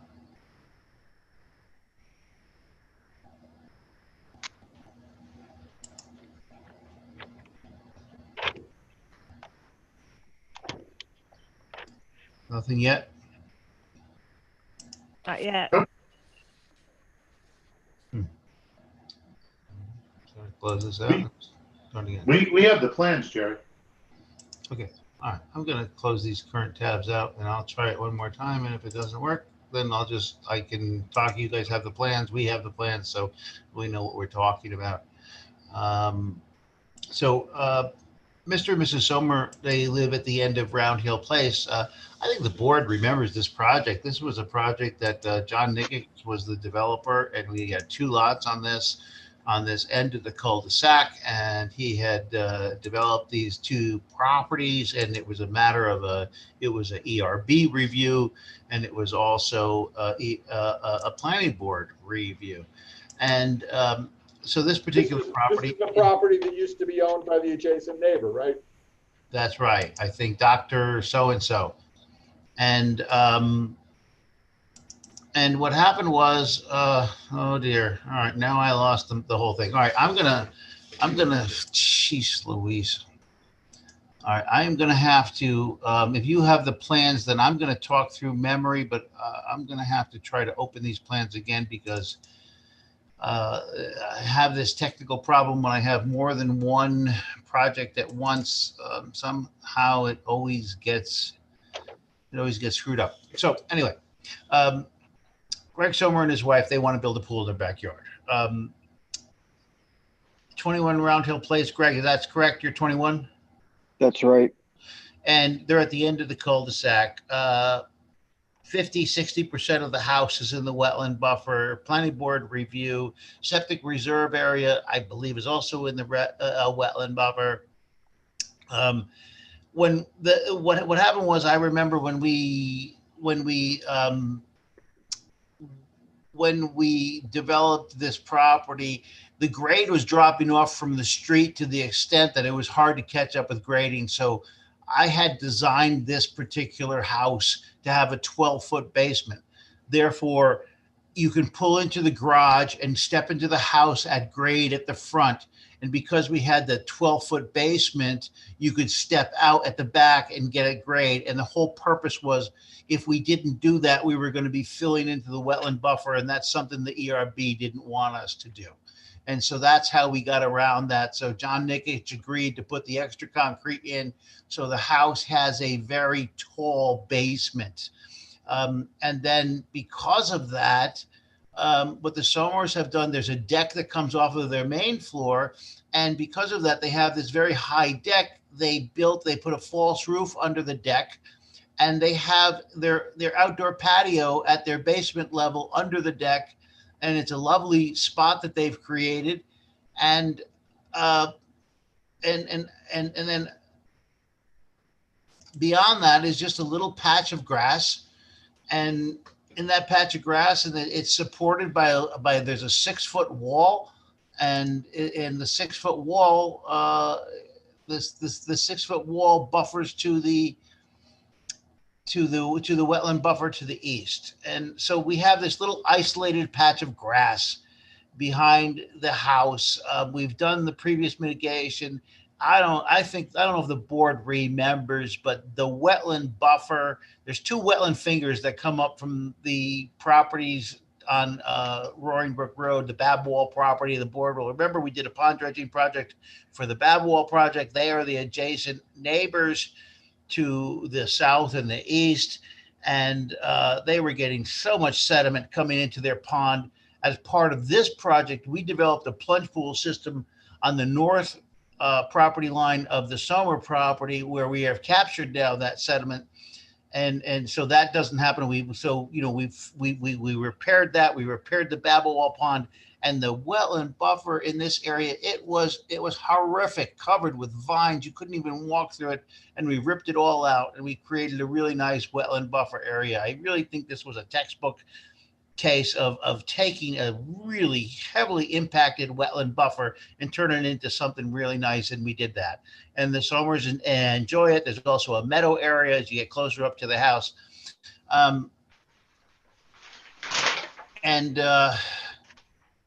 So now, the Somers would like to, they'd like to create a pool in their backyard. Alan, are you still on? Alan Pilch, are you there? I'm not sure if Alan dropped off. Not here. Okay. In any event, so we talked with the Somers. They'd like to have a pool in their backyard. They'd like to put it behind their house. They'd like to put it, as you guys have the plans in front of you. So if you forgive me, but I lost my my drawings. They'd like to put it behind the house. Unfortunately, that area happens to fall in the wetland buffer. Now, Steve Coleman and I have studied this thing for, we really studied this thing, and we really think that the area where this pool would go, we can't see how it could possibly pose an impact to this wetland buffer because it's separated by a 6-foot wall. The wall's got a 6-inch lip on it. No runoff goes that way. We already have mitigation in place, and we're willing to put more mitigation in place to help enhance this buffer. But we also recognize that the board does have a policy that if you have an alternative to build outside of the wetland buffer, that the board, they like to pursue that. We also know that the board also looks at every project individually because every project is different, every project is unique. So what we've done is we've showed the preferred plan. The preferred plan, the pool occurs in the wetland buffer behind the house. And again, we feel that this is a patch of grass and we feel that there would be no measurable impact to this wetland buffer on this property. And certainly we could offer mitigation to even ensure that even if there was, we could mitigate that. But understanding the board's position and understanding the board's history, we've also provided a couple of alternatives. We've shown, okay, here's another alternative where we can show a portion of the pool in the buffer and a portion out of it. And then we've shown finally a option where we can take the whole pool structure, just as we finished reviewing recently with the BARG application. We can take the whole pool structure out of the buffer and just have the patio and associated associated areas of the pool in the buffer. So we're really here tonight just to kind of scratch the surface with the board and start a discussion and see where we may go with this. And, would the board consider this? And, if the board can, I think that if the board just put aside the board's stated position that they like to be out of the buffer, but considered perhaps would this project have an impact on the wetland? And so we'd like to just kind of explore that a little bit with the board and get some direction to the board so we can develop a plan that could ultimately be processed with this board so the Somers can proceed and build their pool.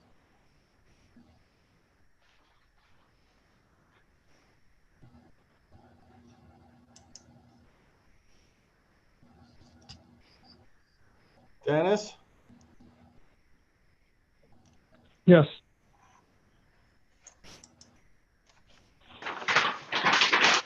Do you have preliminary thoughts on this? I have I guess, in being the board, as long as you've been the board, what is your position on what one would consider a double dip of a mitigation area? So in terms of the house was constructed and there was a mitigation area proposed and there was a plan put in place in that area. And again, that was to offset for the construction of the house. Right. So The house is the hasn't gone into question whether you can take credit for the same mitigation twice? Or if, as they're proposing, there's a way to, even further improve an area that's already been designated as a mitigation area for a proposed project or project that's actually already occurred on the property. Because I just wanted to sort of start with that, because if that's a non-starter, that's a problem. So that's why I just bring it up as a first point. Well, and again, we're not proposing to ride on our coattails of the previous mitigation we did.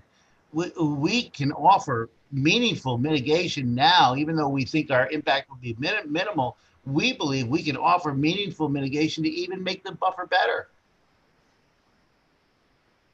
One of the considerations too is, the 6-foot retaining wall at the time of the house construction ended kind of in the middle of the house. I mean, that wall could be extended to the west so that the majority of the buffer is protected by, a permanent wall, which, from a protection standpoint, from filtration, of nutrients, I mean, it would serve a tremendous benefit to protect water quality and separate the residential activities from the remaining buffer area.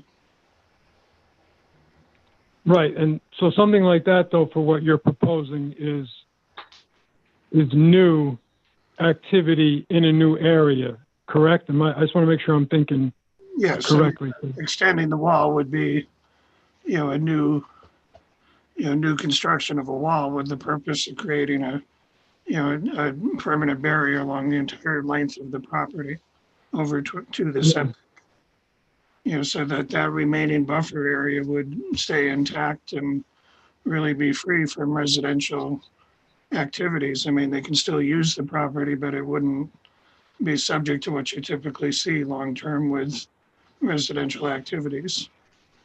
And especially if we supplement and enhance the mitigation that's there, we're going to improve the vegetative filter, we're going to improve the habitat, we're going to, minimize any, impact and really, create more beneficial use of that entire buffer for that property and the property below it on Roaring Brook Road as well.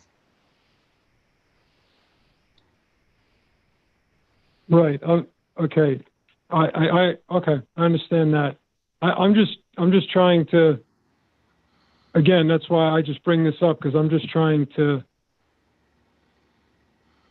like I said, get my head around that we're going back to the same area that, supposedly was already dedicated for an offset for the house. So this is I'm not picking on this project in particular. I'm trying to get my head around the concept of mitigation and what it is. And then, therefore, this was a pretty good, right size house on this parcel, and this mitigation area was developed for it. And presumably, what was proposed at the time was accepted, and this is doing its job and its function as designed with respect to the impacts for the house. So I'm just wrestling with this moving forward potential precedent of, well, we can always go back in and make mitigations better, or, that's why, in other words, I would almost, like kind of what you started out by saying, Steve, I would prefer, like, if you move away from areas that were already, designed, developed, dedicated, and categorized as such, then it helps to sort of just separate that out, and that, so you are doing more mitigation, and I know not necessarily covering more area is necessarily more mitigation, but just from my brief review of, I guess, the approval resolution and just looking at, the final plan, the final house, I just, to me, that's like one moment in time that now has sort of been memorialized, and now here we are today, and what else could you offer that doesn't step on that memorialization of those areas? I think there's enough space that, we haven't worked out a plan detail yet, but I think there's enough area that we could do additional one-for-one mitigation with the, size of the pool and patio area, with the understanding that we would also recommend enhancing, the existing mitigation that's there. And it would be nice if we could take some credit for that, because, as you know, any natural system needs, periodic maintenance and, updating to keep it functioning well. But there's lawn areas within, that area that we could, convert to additional mitigation space. So I think we could, enhance, with additional square footage that would offset, the proposed pool. Right. And also, too, I mean, in consideration of, with respect to, for example, the BARG application, in terms of, going to the ZBA, obviously we're, being sensitive to the, to this building setback line. Now, does that part of the planning board approval of this project that, for example, someone like the Bargs, whose property was, a different property, different set of circumstances, were able to sort of, go through a process and get a variance. Is that more difficult here because of the resolution from the planning board? that constructed this house, or would there, you know, I'm kind of like going in a direction of if there's an attempt to maybe offset some of the impact, you know, of the buffer to then obviously move some of that impact, you know, past the building setback line. Is that a non-starter because of the resolution, you know, that developed this property, or is that something that's to consider to further reduce, you know, impacts within the wetland buffer? Dennis, well, first of all, I reloaded my screen. Can anybody see my screen? Oh. No. I'm not sure. I reloaded all my drawings, and for some reason, it's not letting me share. I don't know. I'm not sure why.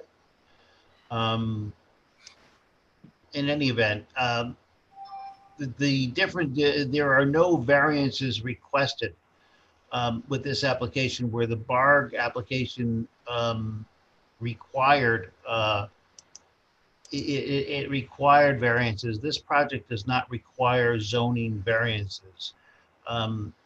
This project is really about that, you know, the home. This was one of these lots. It was attached to a larger property. It was subdivided off, and there was a wetland buffer on it. And ultimately, the planning board and the ERB approved the location of a house to be partially located within the 100-foot wetland setback area, including the septic reserve area. What we had done was, as I said earlier, that, you know, I had worked the grading plan out to have a very tall basement. And then not only did we have a very tall basement, but then I put a 6-foot retaining wall outside of the house on the east side. And the whole idea was we were able to contain the development of this property to the west side of the lot. And by doing that, we left the whole east side of the lot where the wetland buffer was. We left that. We didn't have to change the grades there. All we did was remove the invasive jungle and replant it to natives. And I think we did a really good job. To John Nikic credit, the developer at the time, he really took it to heart, and he went in there and he took all those invasives out, and that was a monster of a job. And I really felt good about that. We really did a good job about taking a really impacted wetland buffer area and really turn it into something good. And Greg Sommer and his wife, they enjoy that. They enjoy the meadow aspect, and they asked us specifically with this project, what can we do with this project to turn that meadow? We'd really like to see that meadow flourish. And that's where, you know, I wanted to bring Steve in, because Steve's got so much experience with this type of thing. So we don't think there aren't any zoning setback issues associated with this. This is a matter of, you know, can we position any portion of this pool within that buffer, in that subject area, isolated behind the house with the raised wall, that the ERB can work with us on? Or is it absolutely not, you know, everything has to be outside of the buffer because of a policy position that the board has? And that's, look, it's not just a policy position. The policy position is based in the way the ordinance is drafted and what we're supposed to take into account when we review applications. And one of the cardinal points of analysis in any application where there's a disturbance of the buffer is whether there's any kind of practical alternative to do what the applicant wants to do in a way that doesn't encroach, that doesn't impact the buffer. And where there is, we require the applicant to adopt or, you know, go in the direction of the alternative, as opposed to what everybody might like, you know, in terms of their 100% wish list. You know, and this is a site that's constrained. And, you know, we knew this when we were doing the layout of the house. And anybody coming in and, you know, and buying the property would have to know that it's a constrained site in this way, you know, to a certain extent. And it's not the Summers' fault or responsibility. But as you remember, Jerry, this house was basically shoehorned into a site. And that carried with it certain limitations that, that we can't wish away. So, I mean, I'm only one member of the board, but as I think, I mentioned to you informally, and I think Dennis has probably conveyed as well, I'm kind of loath to entertain any kind of application that would have this kind of impact on the buffer when, by virtue of your own alternatives, it's possible to do something outside. Yeah. I don't know how, David and Ivan feel. They can speak for themselves, but. Well, I think you said it well, John, and Jerry, you know it as well as anybody what has happened with other applications within the buffer line when the first course of business is to avoid anything within. So I would agree with John that all effort should be placed on creating a plan that does not, extend into the buffer area to the extent possible. I would agree. We certainly appreciate that, and we saw the foreshadowing, and we worked with the board long enough to know the board's position on these things. And I guess from my own personal point of view, I have a problem with whether encroaching equals impacting in this particular case, because I don't think that there's any potential for impact, but I do get it. I get it, and that's how the code reads, and there is an alternative. So if Mr. and Mrs. Sommer agreed then to pursue alternative Plan B, which takes the pool structure similar to the barg as a plan and locates it outside of the buffer, is that something that we can continue to discuss this with the board for permit approval? I don't know why not. I mean, if it's outside of the buffer, then well, there's a bunch of hardscape that's within the buffer. Right, but but hardscape is not the pool structure itself. Correct. And barg also had pool hardscape outside of the buffer. Right. Which we gave you a very hard time about. Right. Thank you. So I would encourage the same type of exercise to look at the area outside of the buffer to the extent practical to move pool and hardscape and keep that as a focus. Greg, any comments? No, well, I'll just remind Dennis, you came out to this house, and I'm not sure if you remember that based on what you were saying. I wasn't sure if you. I think Okay. that mitigation plan looked great. Oh, okay. All right. So, other than that, I was just curious what a pool would do to an area that would harm the environment. Like Jerry said, we're not out to harm the environment. We like the environment. We like animals. We like plants. So I hired an environmental person to do a survey of the area. He concluded that there would be no impact. The area was chosen. His name's Otto Thiel. He fell ill after he did the survey, so I've never gotten a formal report from him. He's based in Connecticut. I got him from the Newcastle website, from Dennis, actually. We chose this spot because the other spot, the spot that's not in the buffer, has the septic line running through it. So it's not a huge deal. It's not a deal breaker. We still want a pool. I guess these are just things to consider, because maybe if we come back to you at some point, or if there's another approval, these are just the things that we picked this spot because there's nothing there. It's empty. It's just a piece of grass. I didn't think it would impact the environment. And the other spot has the septic line running through it. So that's why we picked it, but it's not a big deal. We'll go to the other spot. I think that's it. As I see it, it looks like the septic setback line, you avoid that in all of your plans.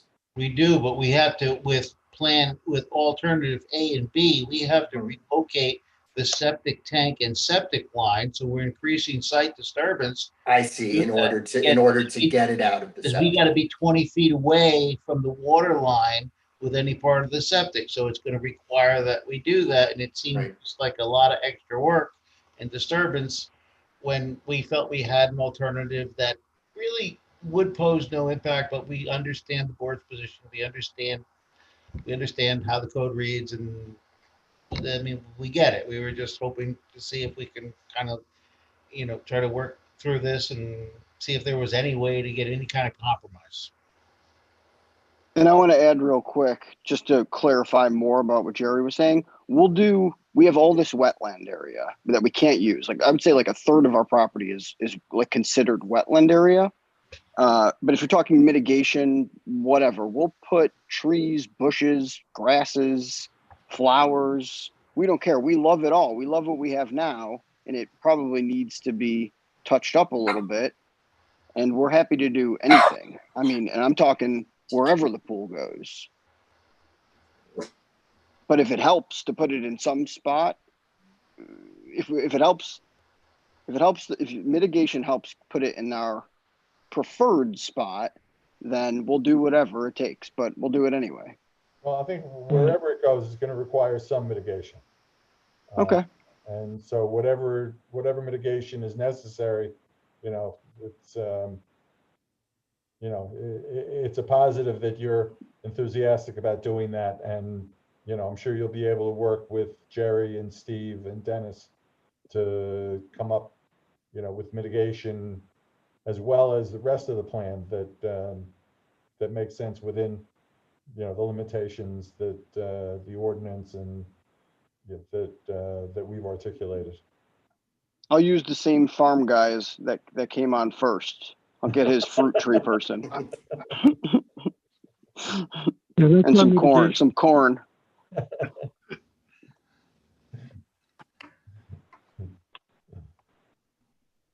So yeah, I'm good. Okay, so next steps, I guess, is we will develop this pool plan, which we call alternative B, a little more fully for the boards. So we'll tell you what the impacts are and all that. But one of the things that I'd like to float out there is that I'm struggling to find a location for the pool equipment, because as you know, it has to be within the building setback line. I would like to put it to the east side of the house out of view, but that's in the wetland buffer. Now, the pool equipment pad is not a structure that's anchored in the ground like a pool is anchored 6, 8, 10 feet down. This is nothing but a floating slab on grade. Is that something that the board can work with us on to allow us to at least now? Filtration for this pool would be state-of-the-art filtration. It'll be the sterilization of the pool water will be ultraviolet light, combination of ultraviolet light and ozone. As the water passes through this filtration system, it's immediately purified, and you only need to use a small amount of bromine to have a residual sterilization factor in the pool water, because bromine, the ultraviolet light and the ozone, that does not transfer into the pool water, but you need to have a little bit of bromine in the pool water. We would use a cartridge filter, which requires no backwashing. So what the guys do is they come, they open up the filter, they rinse it off, and put it back in. It's really the best pool water sterilization out there. But it would really be great if we could put it on the side of the house, because I don't really know where I'm going to put it, because I have the pool Now you come down the steps from the driveway into the backyard, and I got the pool right there, and I can't go over the building setback line unless I get a variance. We don't really want to go for a variance. We have a difficult neighbor to the west. So we're wondering, would the board consider working with us to allow us to put the pool equipment to the east side of the house?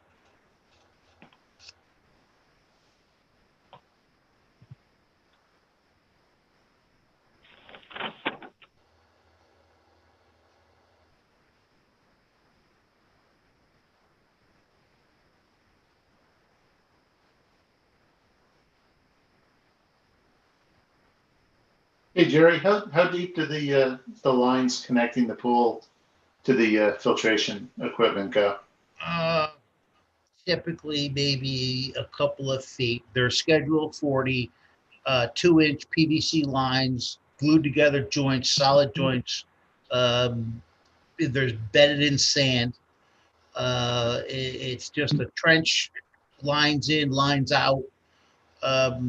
We could develop this pool pad. It's usually set on a concrete pad. Maybe we could set this on a concrete pad. Maybe we could set it with like a curb around it with a heavy gravel base in case there was ever any kind of a malfunction where pool water spilled out. But again, we're talking about only a minimal amount of bromine. It's not like this is a chlorine pool or a saltwater pool. I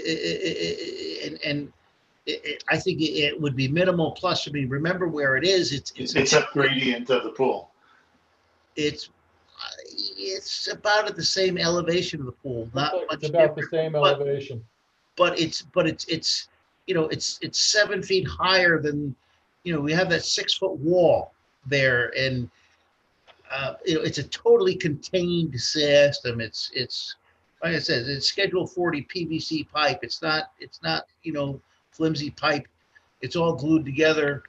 And this stuff is checked. And when we do these pools, before we allow contractors to shoot, they put a manifold on all the piping, and we put air into the lines, and we make sure there are no leaks whatsoever as they build this pool. If this piping is holding 30 pounds of pressure, we don't allow them to shoot that pool unless we check that manifold to make sure everything's holding 30 pounds of pressure. And then the concrete pipes are, they're encased in the concrete wall. So, it's a tried and true setup. And we think there's really, minimal potential for impact, but I just don't know where I'm going to put the equipment.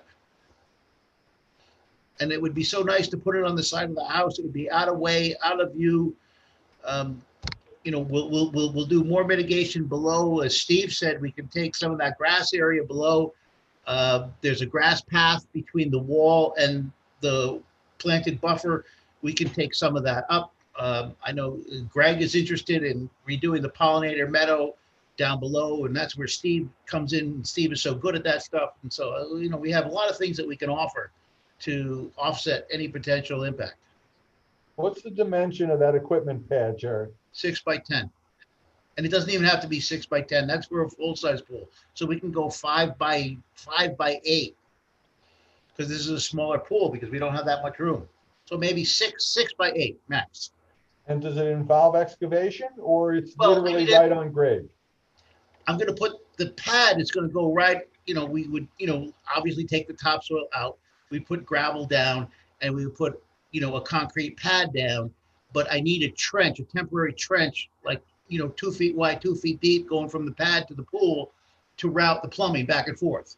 But once that's a temporary impact. And once that's done, we put it back together, and it's done. Mm-hmm. So it's only the permanent impact, if you will, is a 6 by 8 concrete pad, and we'll surround it in a gravel jacket with a curb. So if there's ever any overflow, it can be contained in the water, whatever overflows go right into the ground, no overflow.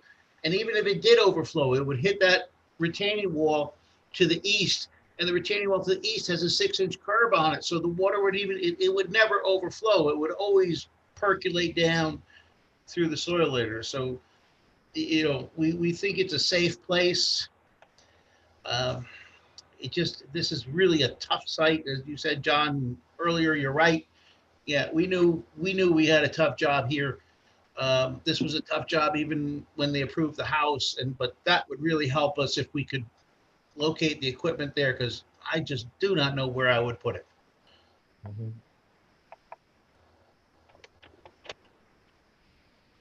Well, I guess, I don't know, for purposes of guidance in terms of, preparing something, I'd be willing to look at the detail of it, without making any promises at this point, because you know that we're usually pretty clear about equipment also, as well as the pool structure itself. Mr.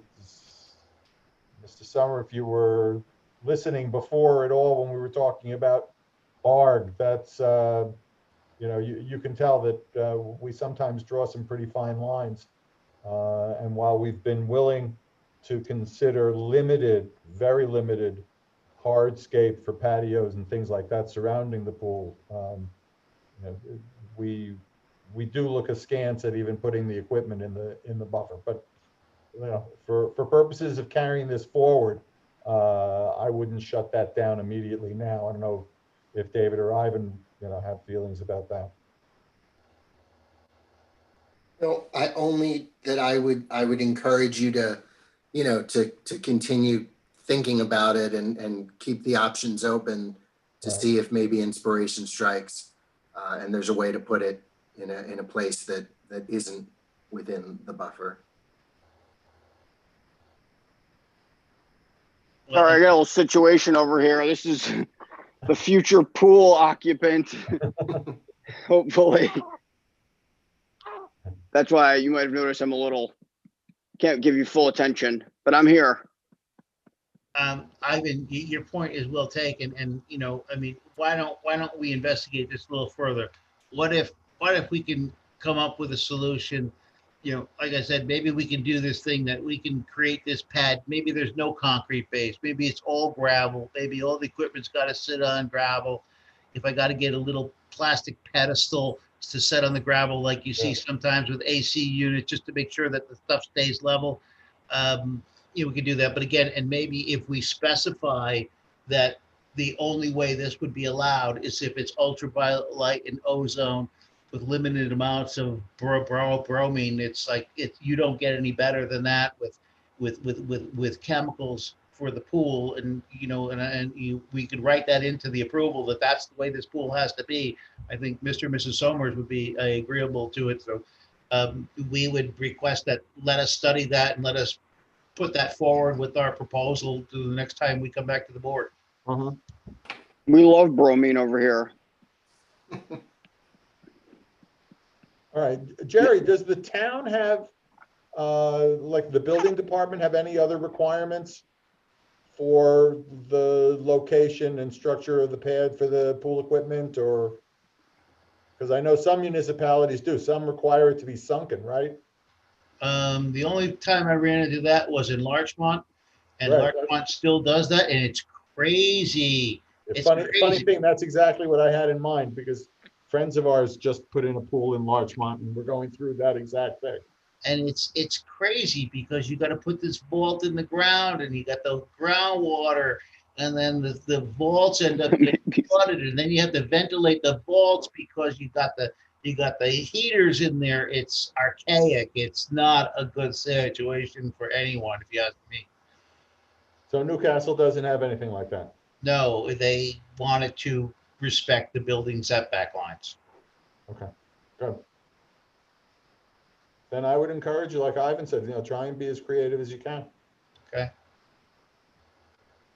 We've got David, who's a first-class engineer, who will keep you honest on that front. We understand that. We respect that.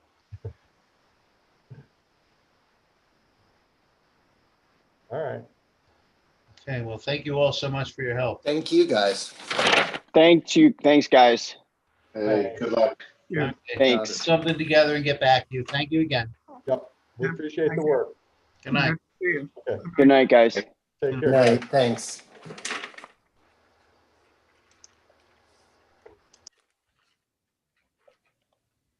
Okay. All right. Do we want to walk by there and take a look? Or you think it's not necessary? I don't see the need yet, Okay. but I don't necessarily either. yeah. Yeah, I don't know that there's anything that I would know from seeing it that I don't know Yeah, from looking at the plan. I kind of remember the site from when we did the house.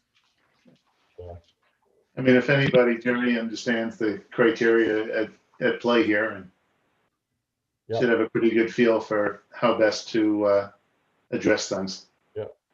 yeah, I agree. Okay, so Dennis, you're still on, right? You're here? Yes. So are you going to get in touch with Cowell and the neighbors and arrange a time for a site visit for us? Maybe. I was Maybe? I was conversing with Drew during that time, and I just said, just to be clear, does Mr. Cowell have to allow neighbors onto his property? And she said, absolutely not. So that's the only caveat that I throw out there, that I'll obviously look to find Mr. Cowell's availability. You know, you'll get an email from me regarding your availability, and I'll have to pose the question to Mr. Cowell, you know, or to allow. Well, even if the neighbors, you know, even if he doesn't want to allow the neighbors on his property, which, you know, he's within his rights to do. Okay. You know, I think a large part of the visit will be, you know, walking up and down the street, you know, in front Right, of the they're property allowed to stand. I agree.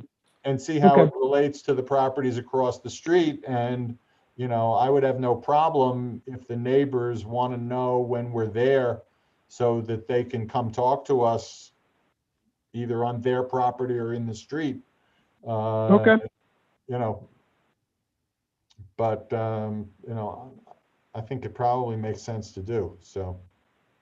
And just as a matter of courtesy, you know, unless it becomes like, you know, everybody can do it except for one of the neighbors, you know, we should try and be flexible and accommodate, you know, Mr. Cowell and the neighbors in terms of the timing.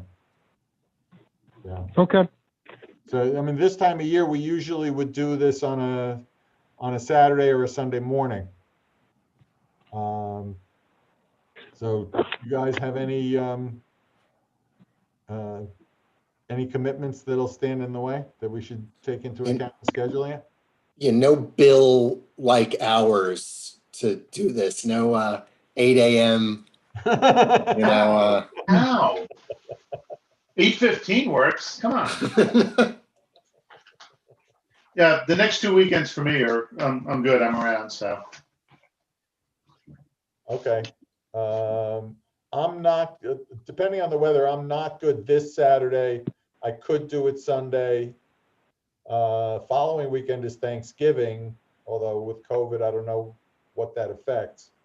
I think I could do Saturday or Sunday the following weekend. Yeah, I'm good all 4 days, so whatever works for you guys. All right, Dennis, why don't you reach out and see what works for everybody else? Okay. Yeah, I mean, you said this Saturday was no good for you? I'm sorry, I just want to make sure I got that correct. I don't think this Saturday will work, but Sunday works. Okay. And the following weekend, both days work. Sunday and following weekend after Thanksgiving. Okay. Yeah, because I'm obviously per Mr. Cowell's comments, you know, I'll get this on the sooner side of occurring. Right. To at least attempt to do that, you know, make a fair and reasonable attempt to do that. Right. Okay. Okay. That'll be terrific. All right. All right. Unless there's anything else, I'll entertain a motion to adjourn.